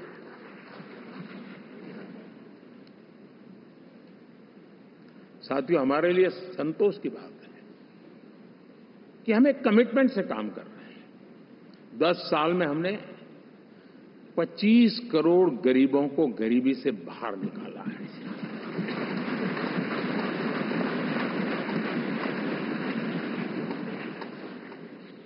गरीब कल्याण का एक सुरक्षित मजबूत कवच दिया है हमने उसको, और उसके अंदर भी एक नए एस्पिरेशंस पैदा हुए हैं कि हाँ, अब मुझे गरीब नहीं रहना है, और उसके लिए मुझसे जो हो सके मैं हर अवसर का फायदा उठाऊंगा। 3 करोड़ गरीबों को घर, ये ऐसे कहने का आंकड़ा नहीं है जी, कितनी मेहनत पड़ती है मुझे मालूम है, लेकिन हम सफलतापूर्वक इसको कर पाए हैं। 4 करोड़ लोगों को दे चुके हैं, 3 करोड़ का हम संकल्प लेकर के आज से आगे बढ़ेंगे। यानी ये भी हिम्मत है कि 4 करोड़ देने के बाद जिन परिवारों का विस्तार हुआ है, जरूरत पड़ी है, और राज्यों की भी उसमें इच्छा है, 3 करोड़ नए घर बनाने का संकल्प।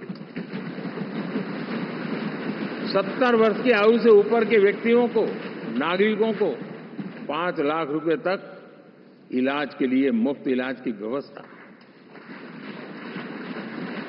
मुद्रा योजना के तहत हमारे नौजवानों को कारोबार के लिए 20 लाख तक की उनकी बैंक से उनको लोन मिले, इसकी व्यवस्था, ये मैं समझता हूं कि वायदा हमारे तीसरे कार्यकाल की गारंटियां, सब मैं अभी बताता नहीं हूं, लेकिन इन गारंटियों के प्रति हम कमिटेड हैं और उसे पूर्ण करने के लिए हम कोई कमी नहीं रखेंगे। साथियों, गरीब का सशक्तिकरण और मिडिल क्लास को सुविधा, ये हमारी प्राथमिकता है, क्योंकि मध्यम वर्ग अब इस देश का एक बहुत बड़ा चालक बल है।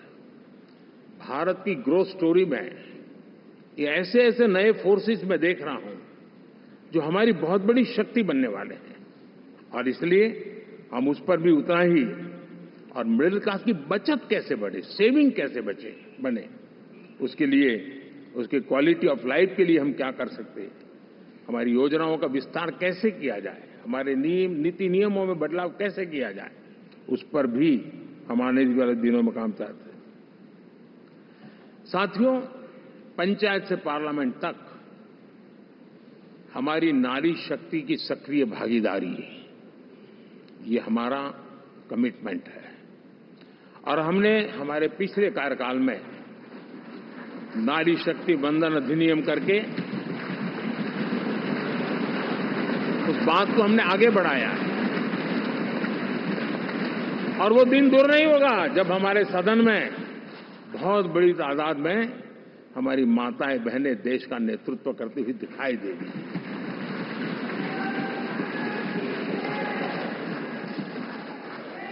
इस पूरे चुनाव में हम सबसे ज्यादा महिला उम्मीदवारों को टिकट देने वाली पार्टी रहे हैं, ये हमारा कमिटमेंट है।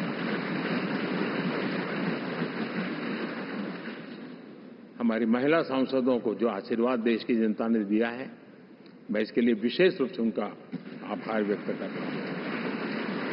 और साथियों, आपने देखा होगा G20 समिट में दुनिया के सामने एक विषय लेकर के हम बड़े आग्रह से गए हैं, और वो है empowerment of women, development of women. इन सारी बातों को तो हम परिचित हैं। हमने एक नया शिफ्ट किया है, और हम G20 समिट से भी इसको आगे बढ़ा रहे हैं, विमेन लेड डेवलपमेंट।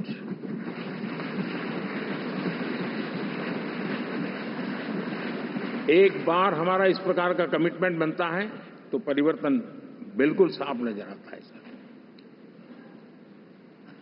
साथियों, एनडीए का ये कार्यकाल बड़े फैसलों का है, तेज विकास का है,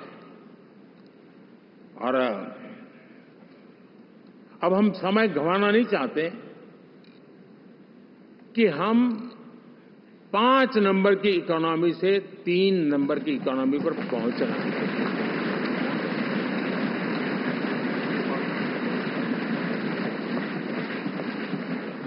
और ये खाली 5 और 3 का आंकड़ा नहीं है, उसके कारण जो अर्थव्यवस्था का कद बन जाता है, वो सामान्य मानवीय की आशा आकांक्षाओं को पूरी करने के लिए सरलता बढ़ जाती है। देश के लिए जो जरूरतें हैं वो आराम से पूरी करने का सामर्थ्य बन जाता है, और इसलिए हम उस दिशा में बड़ी कोशिश करके आगे बढ़ना चाहते हैं। राज्यों का सहयोग भी उसमें उतना ही महत्वपूर्ण है, और भारत के संविधान ने हमें जिस प्रकार का दिशा निर्देश किया है कोऑपरेटिव फेडरलिज्म का, लेकिन मैंने उसमें आग्रह रखा है कॉम्पिटिटिव कोऑपरेटिव फेडरलिज्म। हमारे राज्यों के बीच में भी तंदुरुस्त स्पर्धा हो, राज्य और केंद्र के बीच में भी तंदुरुस्त स्पर्धा हो, हम अच्छा करने की स्पर्धा करें, और उस दिशा में हम आगे बढ़ना चाहते हैं। और हमने देखा है कि जब मैं कॉम्पिटिटिव कोऑपरेटिव फेडरलिज्म की बात करता हूं, आपने देखा G20 समिट हम एक जगह पे कर सकते थे, हम भी मालाएं पहन करके फोटो निकलवा सकते थे, लेकिन हिंदुस्तान के अनेक शहरों में 200 से ज्यादा मीटिंगें हुई, और दुनिया भर के नीति निर्धारक जो कहे G20 देशों के और बाकी भी 5-7 देशों के, वो हिंदुस्तान के कोने कोने में गए, उनके देशों में जाकर के भारत की विविधता, भारत की विशालता, इसकी चर्चा कर रहे हैं। उनके लिए आश्चर्य है, हमने तो दिल्ली आकर के वापस जाते थे, पता ही नहीं था कि देश इतना बड़ा है। तो ये अपनी एक ताकत का परिचय हुआ है। हमने कोविड में देखा, राज्यों के साथ कोऑपरेशन के साथ हमने जिस प्रकार से लड़ाई लड़ी और एक सूत्र में रह करके लड़े, दल किसी का भी हो सरकार में, लेकिन हमने इस काम को किया क्योंकि हमारा कोऑपरेटिव फेडरलिज्म के प्रति कमिटमेंट है। एस्पिरेशनल डिस्ट्रिक्ट एक ऐसा मॉडल है गवर्नेंस का जिसमें राज्य भी उतना ही सक्रियता से हमारे साथ जुड़े हुए हैं, और दुनिया के लिए जो डेवलपिंग कंट्रीज हैं उनके लिए गवर्नेंस का एक ऐसा मॉडल प्रस्तुत हो रहा है जिसका अब तो केस स्टडी के रूप में दुनिया के अनेक यूनिवर्सिटी केस स्टडी करना शुरू की है। अब उसको हम आगे बढ़ाते हुए एस्पिरेशनल ब्लॉक की तरफ ले जा रहे हैं ताकि हमारे ग्रासरूट लेवल पे भी जो वीक एरियाज हैं, जहां सुविधाएं अभी सामान्य एवरेज से भी नीचे हैं, उसको हम जल्दी से जल्दी उस स्टेट की एवरेज तक लाना चाहते हैं। देश का रीजन, कोई भी क्षेत्र हो, सर्वांगीण विकास को लेकर हम चले हैं। साथियों, गत 10 वर्ष में इंफ्रास्ट्रक्चर के क्षेत्र में हमने एक बहुत बड़ा, यानी सोचने में भी बदलाव लाए। जमीन पर तो लाए, वरना हमारे देश में सोचा चलेगा यार, बारे एक बार कर लो ना, उस सारे में से बदलाव नहीं। अब तो अच्छा ही चाहिए, बड़ा ही चाहिए, जल्दी से जल्दी पहुंचाने वाला चाहिए। सामान्य मानवीय के मन को हमने इस तरह से प्रेरित भी किया है और पुरुषार्थ करके हमने उस दिशा में काम किया है। 5 साल में हमें गति शक्ति, यानी इस प्रकार के प्लेटफॉर्म पर जो काम किया है, जो काम 6-6, 8-8 महीने तक नहीं होता था, वो आज 15-20 दिन में कर सकते हैं। सर, टेक्नोलॉजी का उपयोग करके हम काम कर रहे हैं, और ये जब होता है तो उसका मूल फायदा देश के नौजवानों के लिए रोजगार के अति अवसर बन जाते हैं। उनके लिए जीवन में सिलेक्शन के लिए बहुत बड़ा दायरा बढ़ जाता है, और वो हमें, साथियों, आज भारत दुनिया में विश्व के लिए एक नया मैन्युफैक्चरिंग हब के रूप में उभर रहा है। और जब हम मैन्युफैक्चरिंग हब कह रहे हैं, तब सिर्फ इलेक्ट्रॉनिक गुड्स या सर्विसेज की मैं बात नहीं कर रहा हूं। मैं फूड प्रोसेसिंग में भी आज दुनिया में हम बहुत तेजी से आगे बढ़ रहे हैं, और वो भारत के किसानों को बहुत बड़ी ताकत देने वाला है। उसी प्रकार से स्पेस हो, आर्टिफिशियल इंटेलिजेंस हो, स्टार्टअप्स की बात हो, स्किल जॉब अपॉर्चुनिटीज की बात हो, आज भारत बहुत तेजी से आगे बढ़ेगा, बढ़ रहा है, ये मेरा विश्वास है। साथियों, मुद्रा योजना, ड्रोन दीदी, विश्वकर्मा योजना, इसने भी नई संभावनाओं को जन्म दिया है। साथियों, हमारी संस्कृति, हमारी विरासत, उसके प्रति हम जितना ध्यान केंद्रित करेंगे, दुनिया के लिए आकर्षण का केंद्र बनेगा, और इसलिए हम उन दिशा में, और मैं मानता हूं भारत के लिए टूरिज्म एक ऐसा एवेन्यू है जो गत शताब्दी में हमें कभी, यानी आज से लेकर के पीछे के 100 साल में कहूं, ऐसा अवसर नहीं मिला है जैसा आने वाले 25 साल में मिलने वाला है। दुनिया भारत की तरफ मुड़ने वाली है। अब हमारा काम है हम इसके लिए आवश्यक व्यवस्थाओं को विकसित करें, हमारी विरासत के प्रति हम हमारा पर्यटन का विकास करते हुए एक विन विन सिचुएशन का हम फायदा उठाएं, और उसमें बहुत अधिक निवेश की संभावनाएं मैं देखता हूं। और ये ऐसा क्षेत्र है जिसमें हर स्तर के लोग कमाते हैं, गरीब से गरीब आदमी भी कमाता है और बड़ी बड़ी होटल वाला भी कमाता है, हर कोई इसमें कमाता है, और हमने टूरिज्म के हम बल देना चाहते हैं, बहुत पोटेंशियल है। आज जो इंफ्रास्ट्रक्चर के क्षेत्र खुले हैं, इसका फायदा इसको मिलता है, एयरवे हो, रेलवे हो, हमारे एक्सप्रेस वे हो, ये हमारा यातायात जितना बेहतर हो, और हमारा डिजिटल कनेक्टिविटी का जो काम है, ये इसके लिए एक बहुत बड़ा पॉजिटिव ग्राउंड तैयार कर रहा है, और जिसका फायदा मिलने वाला है। और जो वोकल फॉर लोकल और रीजनल टूरिज्म, इसको एक बल देने का काम है। साथियों, अब दुनिया एक नए युग में प्रवेश रही है। जिस समय औद्योगिक क्रांति हुई, उस समय हम गुलामी के दौर से गुजर रहे थे, तो औद्योगिक क्रांति का जितना फायदा लेना चाहिए हम नहीं ले पाए। अब एक नया युग शुरू हो रहा है, हरित युग, ग्रीन एरा।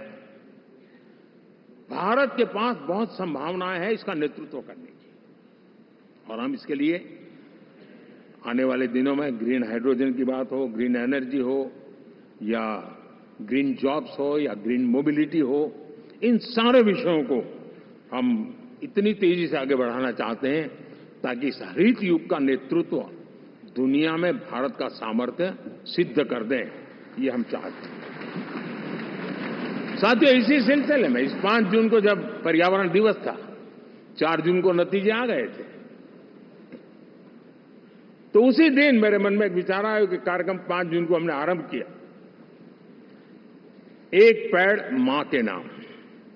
हर किसी को मां के प्रति श्रद्धा होती है, और मैं भी देशवासियों को कहूंगा कि आने वाले समय में कभी आपकी माताजी का जन्मदिन हो, क्या कोई और शुभ दिन हो, अपनी मां के नाम पर एक पेड़ लगाइए, और मां जीवित हैं तो साथ लेकर जाइए, उनकी फोटो आप सोशल मीडिया में अपलोड कीजिए, और मां नहीं है तो उनकी फोटो रख करके एक पेड़ लगाइए, और वो अपनी मां का भी सम्मान होगा और धरती मां की सेवा होगी।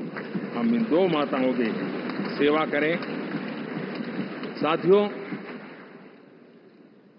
एनडीए, अब भारत आइसोलेशन में नहीं जी सकता। वैश्विक परिवेश में भारत की भूमिका दिनों दिन बहुत बढ़ती चली जा रही है। 2014 में जब एनडीए की सरकार बनी, पूरे विश्व में उसी एक पल से ही एक नया जिज्ञासा पैदा हुई, थोड़ी आशा के संकेत उनको नजर आने लगे, और फिर उस बदलाव बहुत बड़ा तेजी से आया।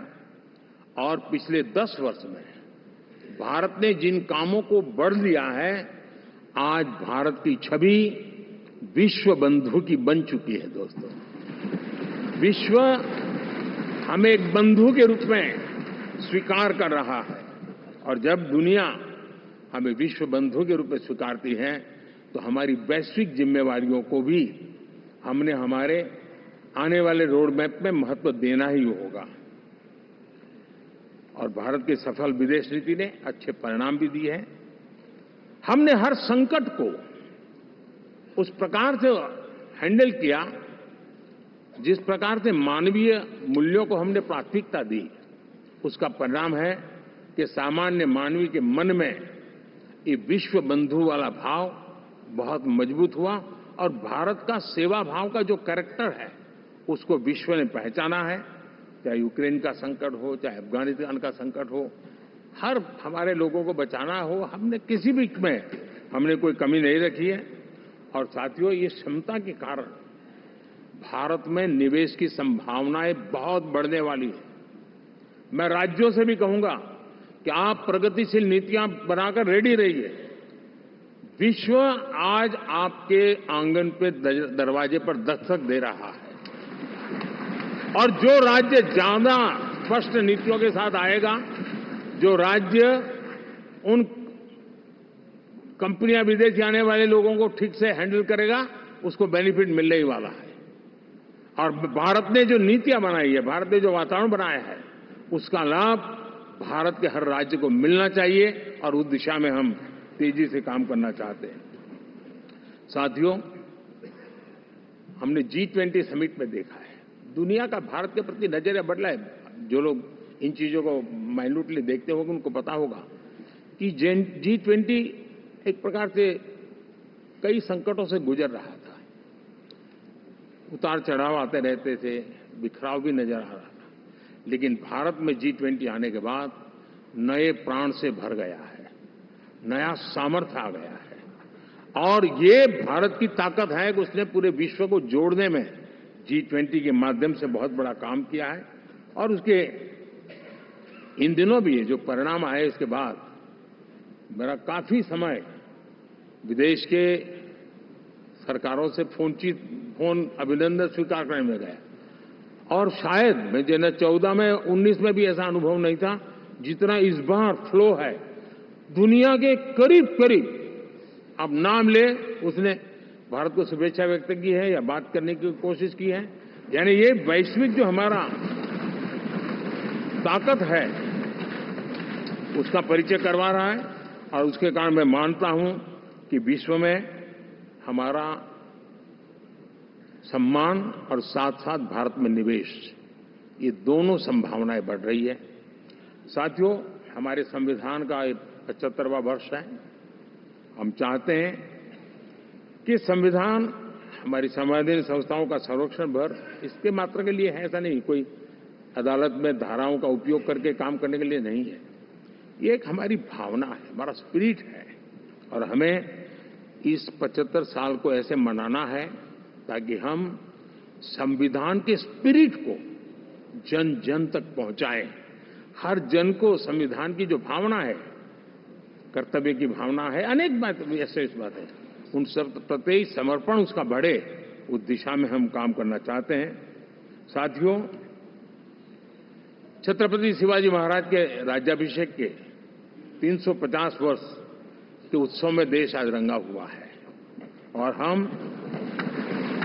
हमारे लिए सबसे बड़ी प्रेरणा है क्योंकि उसमें राष्ट्र प्रथम की भावना है। छत्रपति शिवाजी महाराज को याद करते ही राष्ट्र प्रथम की भावना हमें मजबूती देती है और इसलिए हम देश में इसी एजेंडा को आगे रखते हुए और जब इसी समय 350 साल का पर्व आया है तो हमें अपनी पॉलिसी और परफॉर्मेंस और सामान्य मानवीय का जीवन बेहतर करना है, उसमें जरा भी विलंब नहीं करना है। साथियों, विकास की सारी तैयारियां, रोड मैप लेकर को हम चलेंगे ही, चल रहे हैं, लेकिन साथ साथ हम नए नए सांसद आए हैं, कुछ पुराने सांसद हैं, कुछ ज्यादा अनुभवी सांसद भी हैं। आप देखते हैं कि इन दिनों पिछले 2 दिन से आप टीवी पे देखते होंगे, एक भी सच्चाई मुझे उसमें नजर नहीं आई। कोई ये कह रहा है, कोई वो कह रहा था, सब मैंने कहा भी जरा पूछो तो ये जानकारी लाते कहां से, गपगोले चला रहे, किसी के खाते में कुछ भी डाल करके चल रहा है। तो मतलब ये थोड़े दिन, क्योंकि 10 साल से ऐसे अवसर नहीं मिले हैं, तो शायद ये उबाल जरा ज्यादा रहेगा। लेकिन आप मान के चलिए जी, ऐसे लोग कोई पहुंचेंगे, बस साहब मेरा अच्छा संबंध है, मंत्री में आपका नंबर कर सकता हूं, आया, हमें भी पता नहीं होता यार, हो सकता है मिनिस्टर बनने का ये रास्ता होगा तो हम भी गलती से उसका हाथ पकड़ लेते हैं और वो पता नहीं वो किस खाई में डुबो देता है। कभी कभी तो शायद अब तो टेक्नोलॉजी ऐसी है कि हो सकता है मेरे सिग्नेचर से कोई लिस्ट बाहर निकल जाए कि ये मंत्री बन गए, हो सकता है कोई बुद्धिमान डिपार्टमेंट भी बांट दे। तो आजकल कई लोग सरकार बनाने में लगे हुए हैं,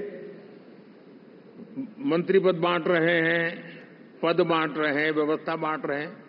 मैं आपसे आग्रहपूर्वक कहता हूं, और जो मोदी को जानते हैं, ये सारे प्रयास निरर्थक है। वे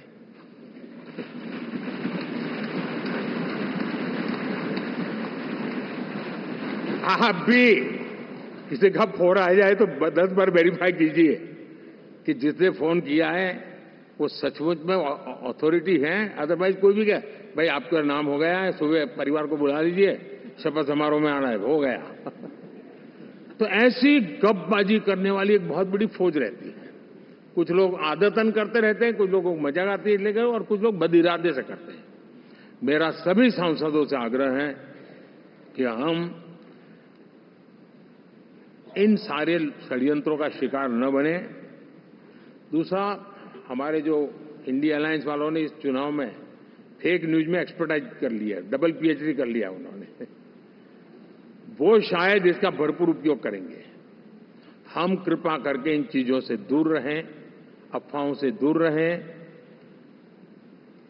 ये जो टीम बैठी है वो अनुभवी टीम है, मुझे भी सही सलाह देने वाली टीम है, और इसलिए टीम मिलकर के बहुत सही निर्णय करने वाली है। कृपा करके ब्रेकिंग न्यूज के आधार पर देश चलेगा नहीं, ये मान के चलिए।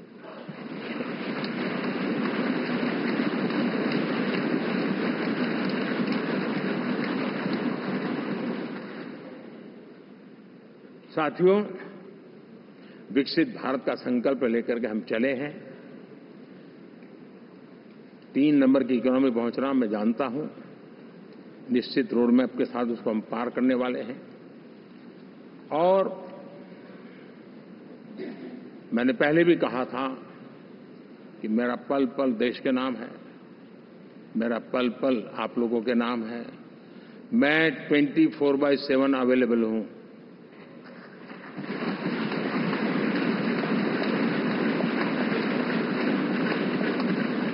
हमें मिलकर के देश को आगे बढ़ाना है। फिर से एक बार आप लोगों ने मुझ पर जो विश्वास जताया है, जो प्यार दिखाया है और जो समर्थन दिया है, वाकई मैं मानता हूं भारत के लोकतंत्र की एक बहुत बड़ी ताकत है। मैं जितना आपका आभार व्यक्त करूं उतना कम, और मैं विश्वास दिलाता हूं कि मैं आपकी आशा अपेक्षाओं को पूरी करने में, परिश्रम करने में कोई कमी नहीं रखूंगा।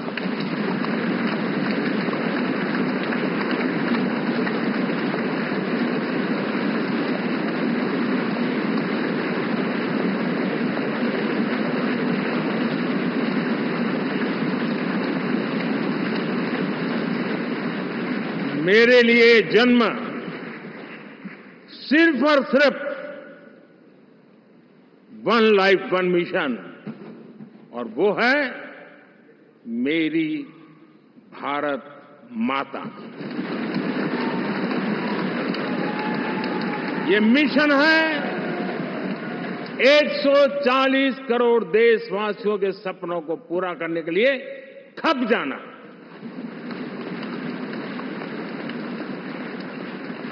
ये मिशन है 140 करोड़ देशवासियों को 1000 साल की मुसीबतों से जो गुजरी हुई पीढ़ी दर पीढ़ी है, उसे मुक्ति दिला करके सम्मान के साथ विश्व में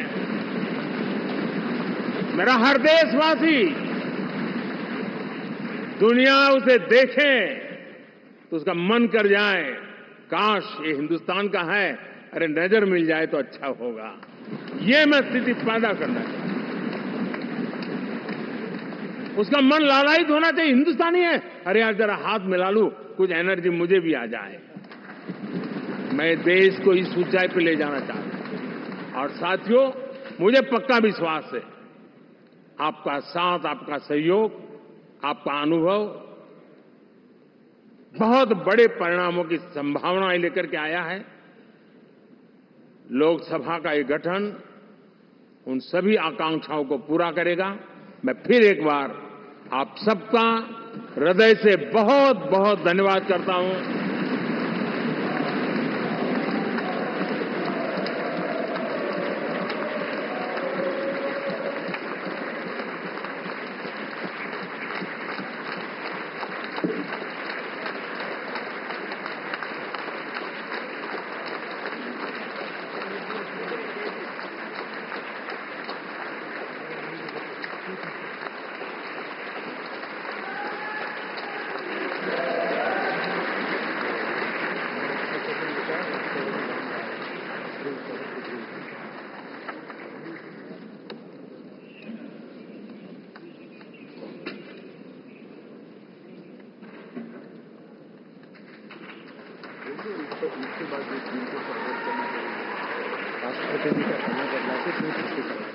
जो एनडीए के साथी स्वागत करना चाहते हैं वो आगे आ सकते हैं, और बाकी भी जो फिर पार्टी के वरिष्ठ नेता भी स्वागत करना चाहते हैं वो आगे आ सकते हैं। एनडीए के वरिष्ठ नेता राष्ट्रपति भवन की ओर भी इसके बाद जाएंगे। तो एनडीए के साथी तमिलनाडु देवनाथ, हाँ जाओ जाओ।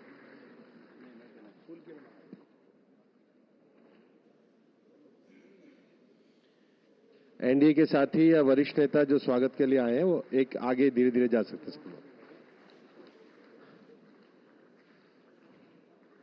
तो एनडीए संसदीय दल की बैठक में ऐतिहासिक निर्णय, ये ऐतिहासिक बैठक है और प्रधानमंत्री के तौर पर चुना गया है।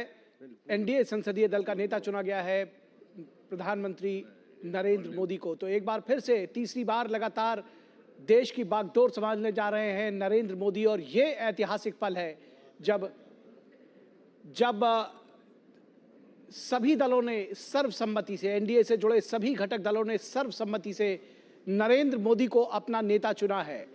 और इस तरह से जवाहरलाल नेहरू के बाद अब प्रधानमंत्री नरेंद्र मोदी इकलौते ऐसे व्यक्ति होंगे जो लगातार तीसरी बार प्रधानमंत्री के पद पर आसीन होंगे। हमारे संवाददाता शैलेंद्र मिश्रा इस पूरी खबर पर बातचीत करने के लिए हमारे साथ मौजूद हैं। शैलेंद्र, कितना बड़ा ऐतिहासिक पल है और किस तरह से देखते हैं इस एनडीए की बैठक को? तमाम जो आशंकाएं थी वो खारिज हुई हैं, तमाम जो संभावनाएं इंडी गठबंधन के लोग तलाश रहे थे उनको धता बताया है आज न सिर्फ एनडीए गठबंधन के तमाम नेताओं ने बल्कि प्रधानमंत्री ने स्वयं। प्रधानमंत्री नरेंद्र मोदी ने एनडीए संसदीय दल का नेता चुने जाने के बाद कई महत्वपूर्ण बातें कही और उन्होंने कहा कि ये एनडीए की महाविजय है और एनडीए का जो एक इतिहास रहा है उसे प्रधानमंत्री नरेंद्र मोदी ने याद किया और किस तरह से विकसित भारत के एक विजन को आगे बढ़ाना है सभी को साथ लेकर, उस पर प्रधानमंत्री नरेंद्र मोदी ने अपनी बात रखी। और इंडी गठबंधन के जो लोग हैं उन्होंने जिस तरह का रवैया अपनाया चुनाव प्रचार के दौरान उस पर भी एक निशाना साधा और जब चुनावी नतीजे आए जिस तरह की बातें कही गई उस पर भी प्रधानमंत्री ने अपने तौर पर अपनी बातें रखी। देखिए, बहुत महत्वपूर्ण है जब भाजपा संसदीय दल, एनडीए संसदीय दल और लोकसभा के नेता के तौर पर प्रधानमंत्री नरेंद्र मोदी को चुना गया है। उसके लिए एक प्रस्ताव राजनाथ सिंह ने रखा था, तमाम एनडीए के सहयोगी नेताओं ने उस प्रस्ताव का अनुमोदन किया। अब एनडीए के तमाम वरिष्ठ नेता राष्ट्रपति भवन जाएंगे, राष्ट्रपति द्रौपदी मुर्मू से मुलाकात करके सरकार बनाने का दावा पेश किया जाएगा। प्रधानमंत्री नरेंद्र मोदी की अगुवाई में एनडीए का एक दल राष्ट्रपति भवन जाएगा, इस बात की जानकारी दी गई है।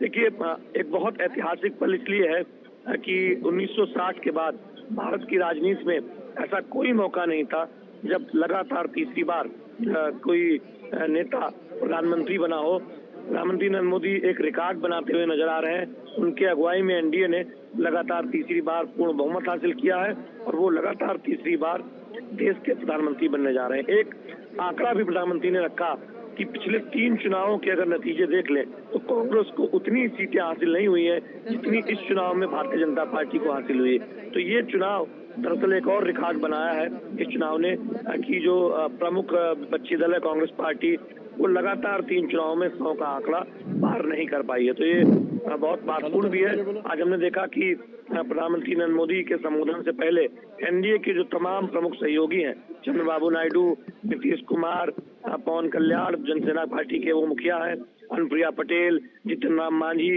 एकनाथ शिंदे, उन्होंने प्रधानमंत्री नरेंद्र मोदी को एनडीए का संसदीय दल का नेता बनाने जाने के प्रस्ताव का अनुमोदन किया और एक स्वर में सभी ने प्रधानमंत्री नरेंद्र मोदी की अगुवाई में देश को आगे ले जाने की बात कही। तो एक इस तरह से हम कह सकते हैं कि आज प्रधानमंत्री ने अगले 10 साल के एनडीए के विजन को भी सामने रखा। हम जानते हैं कि प्रधानमंत्री अक्सर 25 वर्षों के भारत के विजन की बात करते रहते हैं, उसका भी उन्होंने जिक्र किया कि कैसे दुनिया में जो साख बढ़ी है उसको और आगे बढ़ाया जाना है। और निश्चित तौर पर आज हम देख रहे हैं कि कई महत्वपूर्ण बिंदुओं पर प्रधानमंत्री नरेंद्र मोदी ने फोकस किया है। जी, निश्चित तौर पर और ये जो तस्वीरें हैं ये भी बेहद महत्वपूर्ण है जो इस वक्त हमारे दर्शक अपने टीवी स्क्रीन्स पर देख पा रहे हैं। एक हुजूम सा उमड़ा है, एनडीए जो घटक दल है उनके तमाम जो सांसद हैं, जो नेता हैं, वो उमड़े हैं प्रधानमंत्री